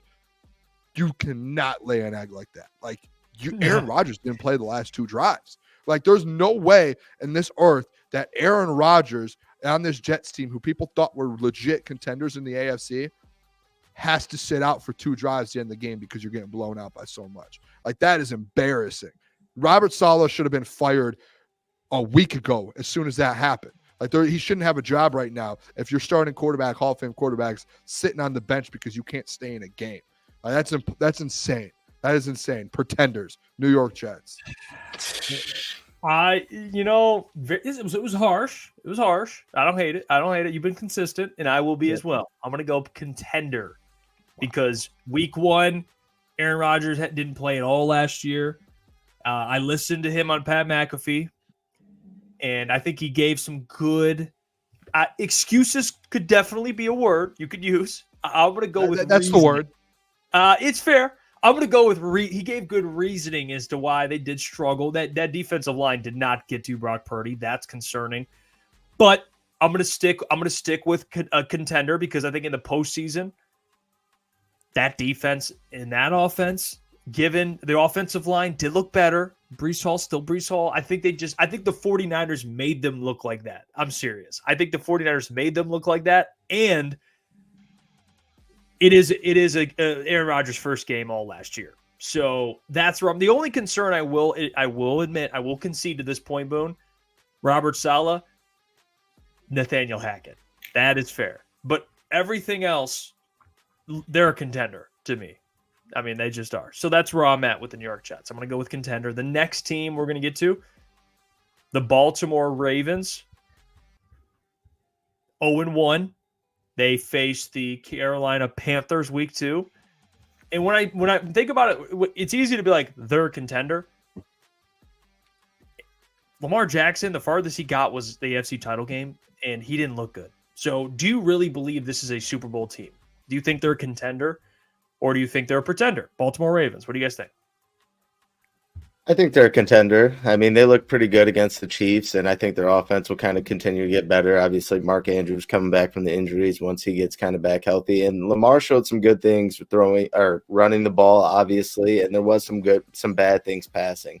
But kind of like the New York Jets, they have some new faces on defense, and I expect those to get worked out and those guys to kind of gel more together as the season goes on. And obviously, I picked the Bengals to win that division. And after week 1, they aren't looking too great. So if the Ravens do obviously run away and take this division, I still think they can have a shot in the playoffs. Even though Lamar hasn't been the greatest playoff performer when it's really mattered, he has that deep down in him, and he's always going to kind of try and show up when that does matter and give it his all. So I'm not ruling out Lamar Jackson. I still think they're a contender. Yeah, they're easily the Ravens are a contender. At the end of the day, as bad as you think, and I was one to say, Lamar, he struggled, and he was essentially at times it felt like the reason they lost the game. I still think though, they were one pass away from beating the Chiefs or having a chance to beat the Chiefs and tie it up. They were literally a toe away from having a chance to beat the Chiefs on the road. So, I still think this is still a football team that can go win a game. Obviously, that's a game you need to pull out, and you should pull out, especially if it is another contender in the NFL, and especially it's the Chiefs. You need to show the NFL you can do it. But I do think this is a team that they showed that they could beat the Chiefs on any night if they need to. If it comes down to it, they probably won't. I still have the Chiefs going to the Super Bowl, but contender, yeah. If you don't think they're a contending team, then you're wrong. Well, I think they're no, I'm just kidding. They're a contender. There's no doubt about it. Lamar Jackson, he as much criticism as he gets, he's got to win the Super Bowl because he's an MVP, 2-time MVP. He was 1 vote away from being a 2-time unanimous MVP. Think about that. That's never happened. A 2-time unanimous MVP. In the farthest he's got is an AFC title game in which he looked terrible. In a lot of it, you could blame on whatever. They didn't run the ball or they didn't commit, which is fair. They have John Harbaugh, excellent head coach. They have a good defense. O-line, they lost Zeitler. Little questionable, but Derrick Henry's Derrick Henry. The weapons I'm not in love with. I'm going to be honest with you. That's always been my biggest knock on the Ravens. But overall, that's a contending team. They are. So I'm going to go with contender. I do agree with that take. The next team I'm going to bring up here is going to be the Atlanta Falcons. Atlanta Falcons, contender or pretender? Mike, what do you think? All right, so this one was tough because I still have them to win the division, but Kirk Cousins, something didn't look right about him week 1. Obviously, it is your first week back from that type of injury. You're not really going to look right, but I don't know. I still think he has a little bit of that injury still left in him. I don't think he's 100% by any means, which kind of worries me.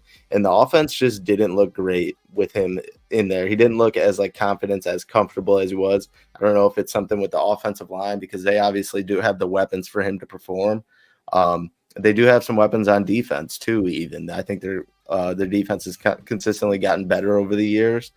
I'm not going to write them off too early. I still think they're a contender, but Kirk's health is really the main thing. Obviously, you have Michael Penix behind him, but you don't want to go throw him into the fire his rookie year and have him, lose some confidence himself. So I'm still going to say contenders, but it's really that one is really on the baseline for me. Kirk Cousins is scaring me a little bit after that week 1 performance. I'm out. I was already out on the Falcons. They're not winning that division. The Bucs are winning that division. Falcons potentially make the playoffs as a wild card and get beat in week 1 on the road somewhere. That's it. They'll just get beat. And by the way, the Bills are up 24-7. You guys should all be ashamed of yourselves for not having, outside of Gentry, for not having the Bills in the top 10 and having the Dolphins in the top 10. It should be embarrassed at the end of the day. And all those people earlier in the show who said the Dolphins, the Fins should be embarrassed with your pick. But sorry about that. Off track. That's on me. It's my birthday. Can do what I want. Who sings that song? Wait, is that Drake? Maybe it is. I don't know. Pretenders though. Falcons are pretenders.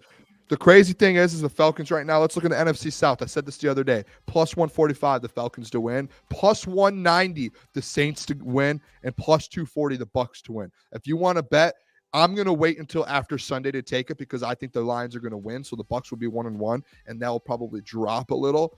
But I'm taking the Bucks. As soon as Sunday night hits and after the Lions get a win, I'm putting money on the Bucks to win that division. The Falcons, whether they make the wild card or not, they're not going to win a playoff game. This one's tough for me. I'm gonna stick with contender because I think this week they are facing an uphill battle this week. The Falcons, they face the Eagles Monday Night Football, and they have an opportunity to go 0-2, which, again, like I said, if they're 0-2, chances of making the playoffs are slim. So that's why I'm going to go pretender. Because and that's where they needed to win week 1. That was huge because it's only going to get harder from here. And Kirk, I think they rushed Kirk back too early because he does not look right. I agree. And they're honestly, Mike, there might be a situation where if he plays like shit, they might start Michael Penix in a couple of weeks. Which, like, that changes the whole pretender-contender thing. There's just too many questions for me to stick. And I picked him to win the division, and I'm even nervous. I'm not going to lie to you. So I'm going to go with pretender in a last-minute swap for a team that I've been confident in. So that's where I'm at here. Yep. All right. Yeah, this game, by the way, is an ass whooping. I can't even lie to you. Just wanted to note that real quick. We'll do we'll do the Dallas Cowboys. Last one. Dallas Cowboys. Last one? Yep. I mean, they look pretty good week 1. So I'm still going to go contenders from them. I know we kind of writ them off early and we said they weren't even going to be a playoff team. But it looks like even the defense, I mean, Deshaun, I'm not going to give them too much credit playing Deshaun Watson. I mean, he is just all over the place right now. We don't have to get into that. But even Dak and CD, obviously, after they went out and got paid, they go out there and win a big game against Cleveland. So as long as those two's connection is still there, I think that team will always have a chance. And then you even seen our boy Zeke. He comes back week 1, gets a touchdown. So maybe that was the missing piece because, last year without him, I mean, it's not like the end all be all, but that team was awful in the red zone. Tony Pollard could never punch it in once they got down there. So maybe adding Zeke, that missing piece, can help them secure more touchdowns in the red zone where they don't always have to force it to CD.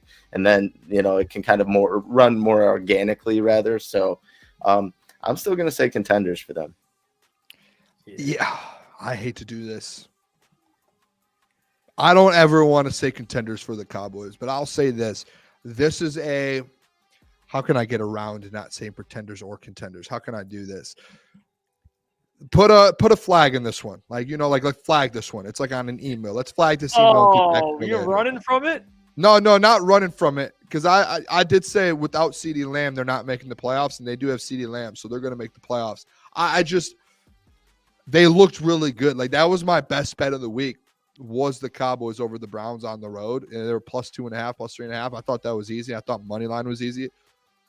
If this team's going and this defense is going, they're contenders. But again, it's the Cowboys. Like, they haven't done anything. They haven't done anything in the playoffs, even when they've had good teams. So it's hard to call that team a contender until they actually win in the playoffs. You guys see what I'm saying? Well, no, because they're pretenders to me. That's where I'm at with it. You know what? And I'm trying to fight it, Boone. I'm trying to fight it because I get it. They did look good. They beat a Browns team. But guess what? Deshaun Watson couldn't play quarterback, couldn't throw the football. So that's where I'm at with it. He stinks. They took advantage of a team that stinks. Right now, I know what the Cowboys are. They got the fancy toys, the fancy weapons, CeeDee Lamb, Micah Parsons. They got DeMarcus Lawrence playing well. They got the corners. Dak Prescott, who they just gave a truckload of money to. I don't give a damn. They're pretenders.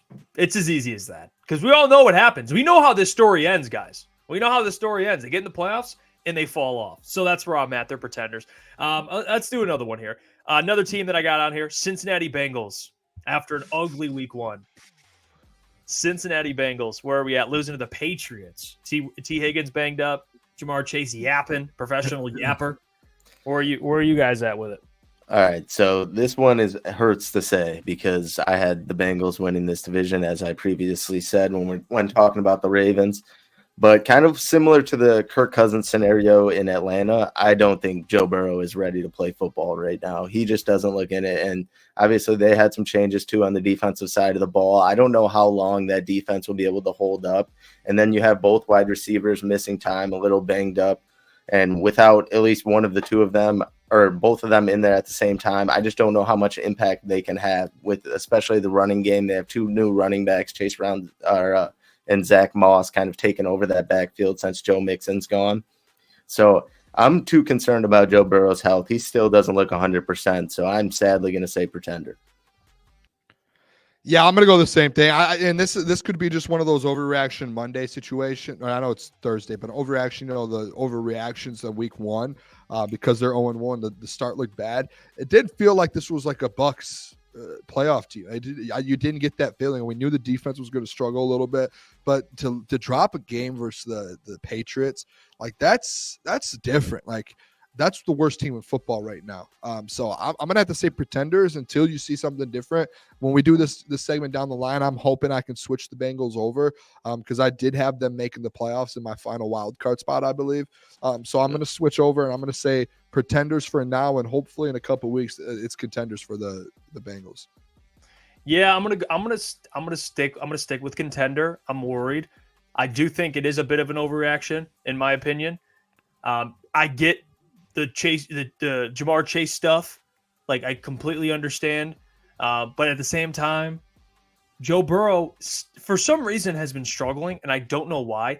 This is probably more faith for me that they'll bounce back and Joe will start playing like Joe Burrow, and T. Higgins will be back, Jamar Chase will be back, and they can kind of get back into form. The only thing I'm worried about right now is the run game because Chase Brown, no. Zach Moss, it has not worked. And Joe Mixon leads the league in rushing after week 1. So it's not a good look. I'm going to go contender, but I'm not confident. I'm not going to lie to you there. All right, last one. Last team, Miami Dolphins. Very fitting that they're on this list. Very fitting, Mike. Miami Dolphins, where you at? Shiny I'm saying pretender. I mean, I even had them in my top 10 after kind of their week 1 performance and bounce back, but against the Jags. But I don't know. Just seeing this offense, they are so good and they can put up points, but I don't know if they can just do it consistently and when it matters and show up in big moments too. It has obviously struggled against the Bills themselves, but it just seems like it's always moments like this where you see this team kind of take a step back and you kind of let it sink in. You're like, I don't think this team is kind of built for those moments. So I'm going to go pretender for them.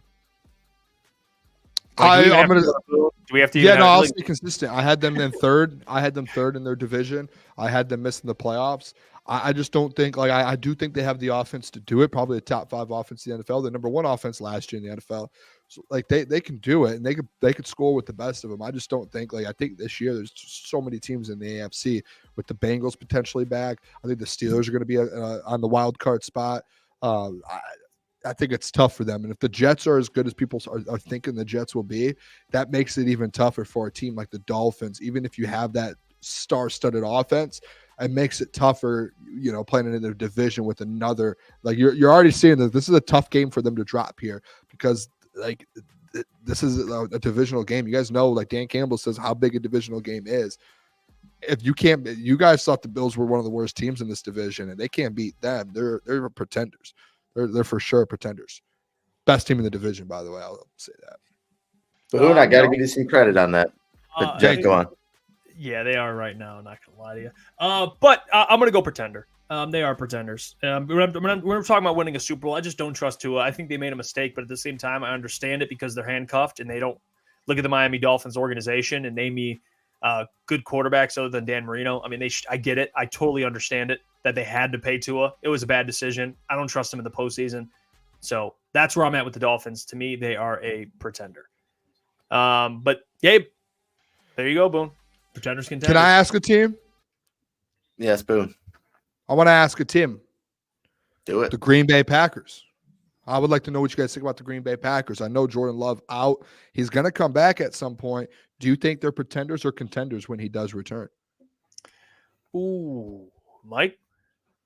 I would kind of just have to see, like, obviously how he plays coming back from the injury, if he looks like fully healthy or not. I mean, I think they're fully capable of being contenders, but I think that obviously all rides on the health of him. If he comes back and looks like he hasn't missed a beat, which is going to be obviously super rare for an injury like that, I think they're capable, but I'm just going to have to wait and see for now, to be honest. I got to wait and see how Jordan Love looks coming back from the injury. So, I actually, if I was to choose right now, I would say pretenders. Well, a guy must not have faith in Malik Willis, huh? Absolutely not. Lions faithful stand up. Malik Willis. I think, they're going to drop a couple games if he's starting. I think Jordan Love comes back in a couple weeks. I don't know, like to Mike's point, I don't know how he's going to look, but I think when the season's over, as long as they get in the playoffs, I think they're a contender. I think they're a team that you don't want to face at all, especially if they come in at like a 10-7 team and they sneak into the playoffs. Like that team, I want no smoke with as like a wild card team. So I'm gonna go contender for them as well. Boom. I'm gonna go contender. Yeah, I think I agree with you on this, Jeff. Because I do think when Jordan Love comes back, like right now, like this week, pretender, because Malik Willis isn't doing anything. By the way, I got some sun today.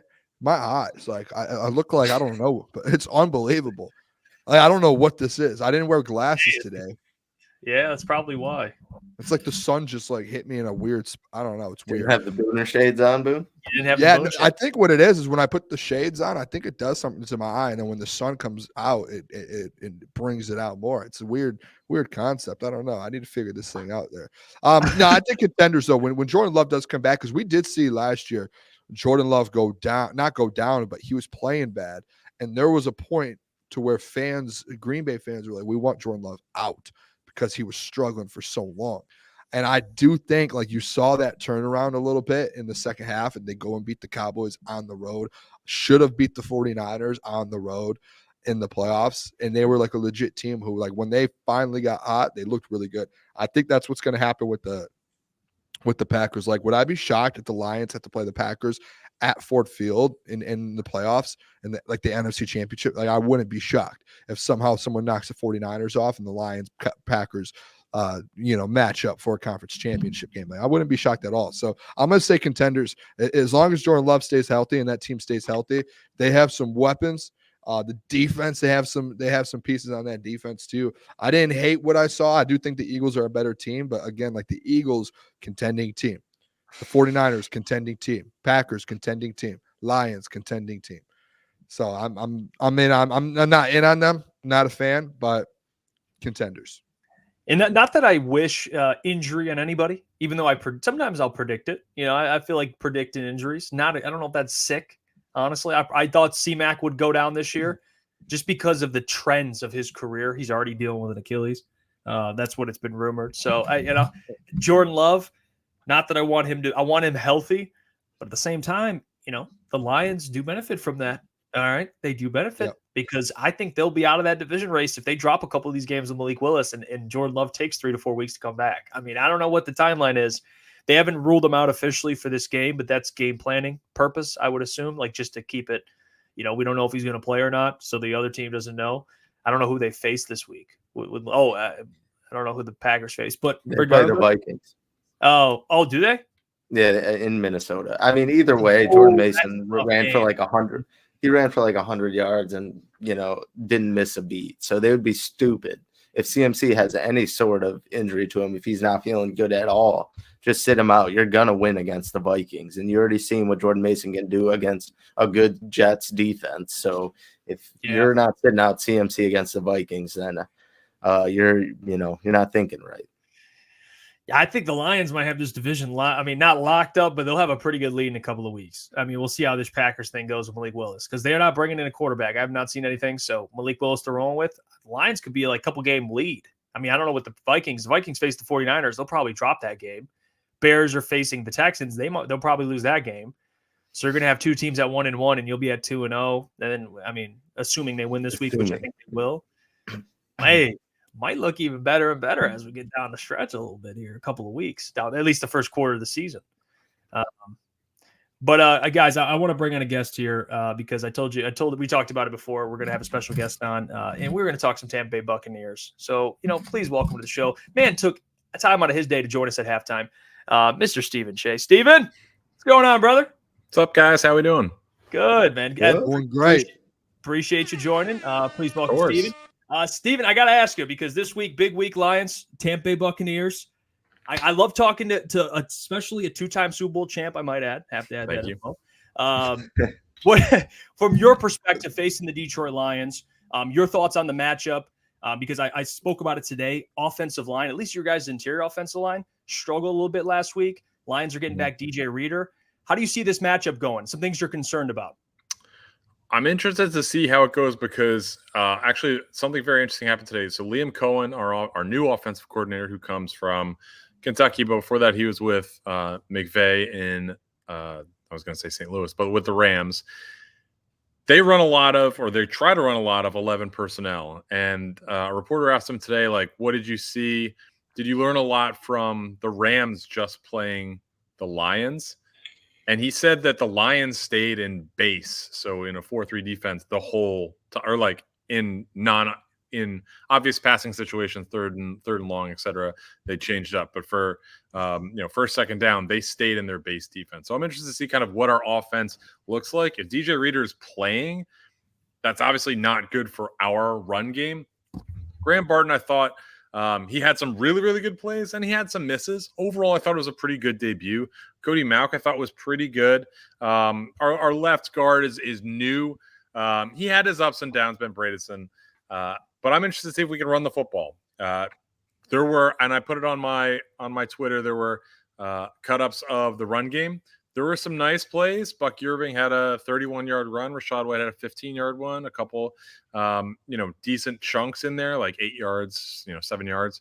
But then there were also a lot of, 1 yard, 2 yard, negative 2 yard, negative 5 yard. Like there were a lot of negative runs. If we can eliminate those and stay on schedule, we have a shot. What worries me the most, and I've talked about our injuries to our secondary with Zion McCollum, who's our number 2 cornerback. He's in a concussion protocol. Unsure if he's going to play. Josh Hayes, the cornerback depth, is out. Our nickel back, Bryce Hall, likely out for the season. So Antoine Winfield, probably the best safety in football, going to miss this game, maybe another game or two after that. So we're down a lot in the secondary, but a big concern is right tackle, who's very good. Luke Gedeke just went into concussion protocol, I believe, yesterday. So, or I don't want to say he just went in yesterday, but he just showed up on the injury report on Wednesday. That is a big concern going against your guys' defensive line. So I'm interested to see if the offensive line can hold up, if we can run the football, and then on defense, can we, stop the deep pass, because Jameson Williams had a really good game against us last year in the regular season. Yeah, and Cheah, it's good talking with you, brother. I wanted to just the secondary situation that you were talking about. Is that going to be, because obviously, like Jameson Williams, you said last year, did that to you guys, or had a good, decent game? Both times it felt like a little bit, but yeah, last week JMO had a massive game, and then Amon Ra was quiet, Sam Laporta quiet, and Jahmyr Gibbs a little quiet as well, not as like for himself. Yep. Do you see this just turning into like kind of a shootout of a game? Because I've said it before on the show, I'm high on your guys' offense with Baker and the 3 weapons you guys have. Does this just turn into a shootout of a game, or do you think like they'll be able to keep it close a little bit, kind of heading into the fourth quarter, and it kind of turns into that playoff game last year a little bit? Yeah, I mean, you touched on it. The playoff game was an 8-point game. At the end of the game, there was a chance the Bucs could, go down and tie it. The last possession before Baker throws that pick. I thought that game would be better for us than the first game. I thought you guys absolutely. I mean, the final score was 20. I think it was 20-6 in whatever it was, week 6 or 7 last year.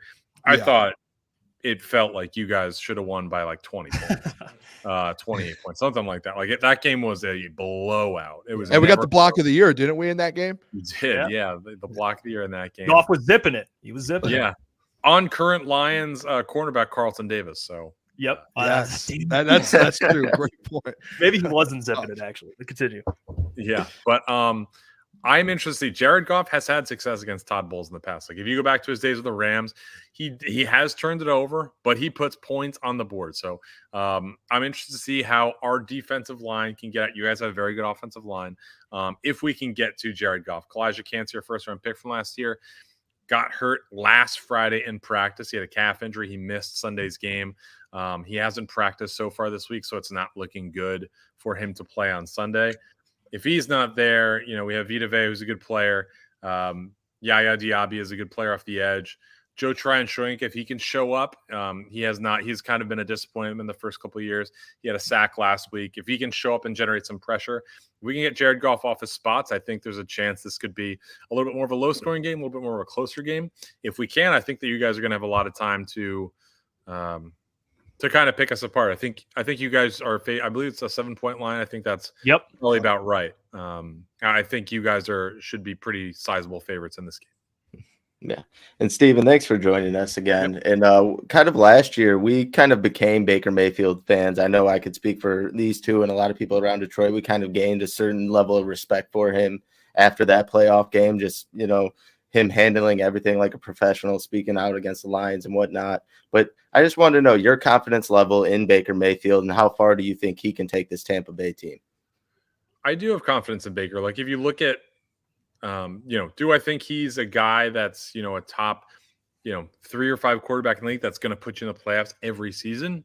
Not necessarily, but he's a solid quarterback. He's a guy who, as long as you play good team football, it's a solid defense. And, we have weapons on the outside and are somewhat, I don't even want to say we're able to run the football because we were dead last in the league in rushing last year, but we have weapons and he can get the ball out to him.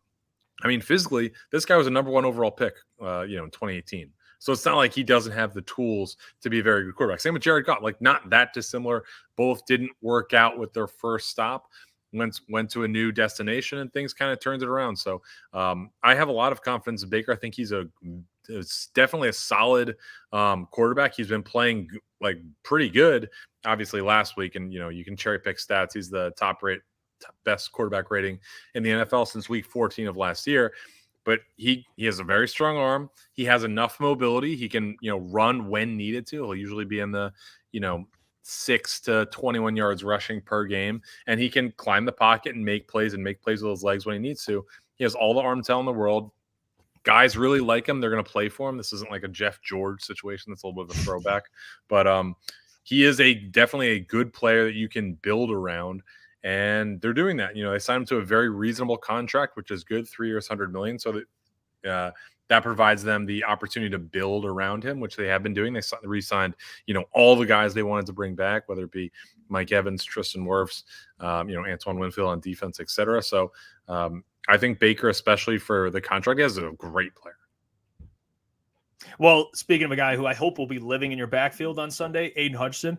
What do you think about the matchup, Tristan Wirfs, Aidan Hutchinson, and the game he had against the Rams was amazing. I know he was facing, Dan used high school tackles as wasn't great tackles. All right, I get that. A lot of injuries. Tristan Wirfs really good. What do you think of that heavyweight matchup and the threat that Aidan Hutchinson poses and just how he looks? Many people think he'll be in the Defensive Player of the Year race this year, potentially. Sure. If we are in the spot where it's, we have to throw all the time. And I know he's a fine run defender, but, our running game hasn't been the strong point of our offense. If we're in the spot where we have to throw a lot, he can be a problem. Tristan Wirfs is a very, very good tackle. So I'm not super worried about leaving Tristan Wirfs on an island against Aidan Hutchinson. Tristan Wirfs is a massive and very athletic human being who's very strong. Aidan Hutchinson didn't have a remarkable game at all last year in the regular season. Hopefully it can be kind of a similar thing, but Liam Cohen talked today, especially with Reddick potentially missing the game, our right tackle, they're always going to have a chip plan for, Davenport and Hutchinson. So they will come prepared. And if Rachaad White, who is the running back, who is a very good blocker, if he needs to come in, he's much heavier than listed too. I think he's listed 214. He's 230.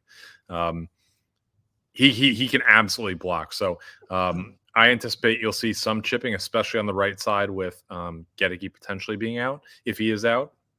But I think that they'll have a plan for that. I think you could see a shorter passing game, but they obviously have weapons to go deep with Mike Evans, Chris Godwin, and then Jalen McMillan is a very good rookie. Hey, Cheah, I want to throw this out there because, and then I told you this off air.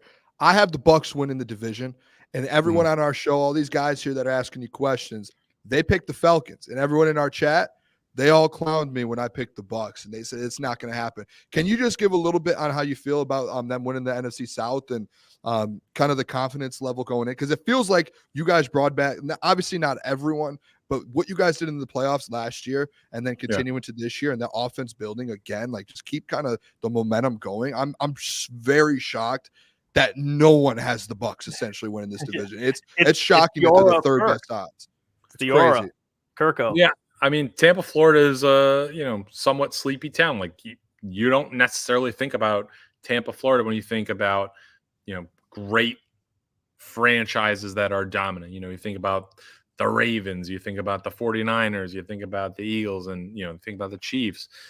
But the Bucks, I said this on the Yak, right before the season started, and some of it was tongue in cheek. But at the same time, it is actually a serious thing. The Bucks are one of the best teams this decade, and I don't even think that's arguable. In the 2020s, they won a Super Bowl, and every year they haven't won the Super Bowl, they won the division. That is they're in the playoffs every season.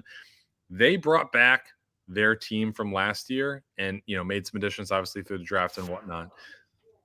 The Falcons are a good defense for sure. They have a quarterback who tore his Achilles in like late October. Like Kirk Cousins didn't look great last week. I don't know if that's mainly the Achilles, mainly getting used to his new teammates, etc. But just bringing in a guy who's 35, 36, coming off a major injury, and counting on him to even with the injury, is probably an upgrade over Desmond Ridder, but counting on him to completely turn things around 10 months or 11 months off a surgery is a little bit unfair. And they got a lot of guff from everybody, including me, for drafting Penix at 8.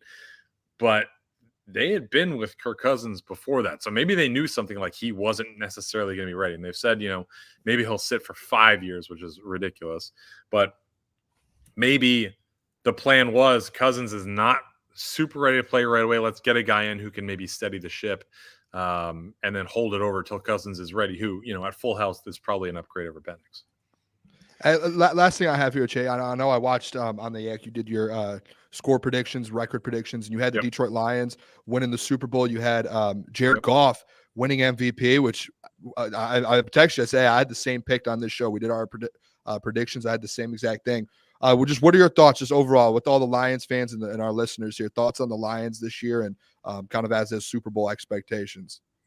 I mean, they're a really good team. They had one major weakness, and it was cornerback play. But you look at what they did in the draft, Terry and Arnold and it's Reagor Stroud Jr. And then via trade, Carlton Davis, I can tell you from experience, I watched every snap this guy's ever played, both on the TV copy and the All-22. He's a very good player. He's a very good player. If you watch his tape from Bengals game, I think it was 2 years ago, he locks up Jamar Chase. Like, he dominates that matchup. When he plays against Justin Jefferson, he does a really good job. So he's a guy that's going to struggle against like smaller, super fast corners. Like, he did not have a good game against Tyreek Hill, not that most people do, but he's going to struggle with those type of small, super quick guys. But guys with size, like when you look in the division, Christian Watson, DJ Moore, he's had middle success against, but a guy like Rome Odunze, I expect him to do pretty well against. Justin Jefferson, I mentioned, he has done well against him before. I have no reason to think he won't in the future. He's a very good player. And then also, who's the smaller corner you guys got from Oakland or Amik Robertson? Amik Robertson, yes, he's a good player. So 4 new corners. Obviously a position of need. So I like what they did there. We'll see what happens with Campbell in year 2, if he can, take another step forward. But, adding DJ Reader, Hutchinson, very, very good player, obviously. You got Davenport. So offensive line, very good. The receivers are good. Jamison Williams, you hopefully get a full year from. Hopefully he's not placing bets this year. And the team is very good. When Jared Goff is kept clean, he is a very good quarterback. He gets into trouble if his line is not good, but you guys don't have that problem. And the run game, I'm very high on Jahmyr Gibbs. David Montgomery is an excellent 1-2 punch. So, yeah, I think you guys don't really have any holes and absolutely could go all the way. Last question Let's here, go. Steven. I'm just gonna. Lions fans are tuning in. They're curious. Give me a final score prediction. You're a betting man. Maybe you could do like they'll cover the spread, or you can just give me a final score. What do you think? How do you see this playing out on Sunday? I mean, I would like to say the Bucs are going to win. If I'm being realistic, this is going to be a tough game. What can maybe play well is that obviously a revenge game, that type of narrative. Three in a row? Feet to the fire. I'd probably say just say it. 27-17 Lions. Oh, there you go. Hey, Cheah, I can tell how hard that was for you. Yeah. I feel that as a Lions fan for my life. Hey, I'm gonna be rooting for me to be wrong all day.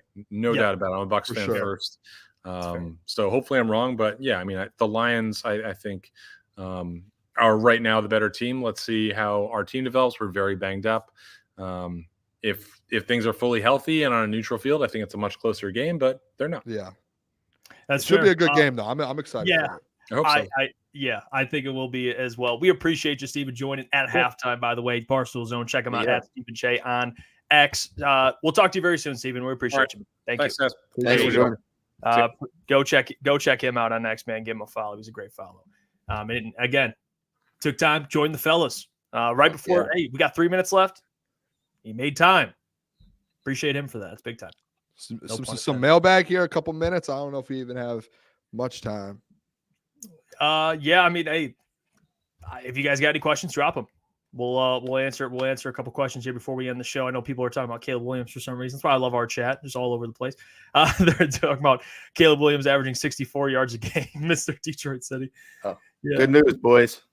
Kincaid is back in the game. That's great. It's and great. He just got an 8-yard catch. No, he didn't.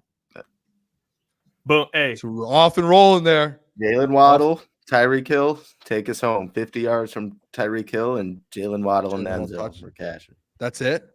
Yep. All right. I love it. That's all we need. Hey, this right there. That's all we need.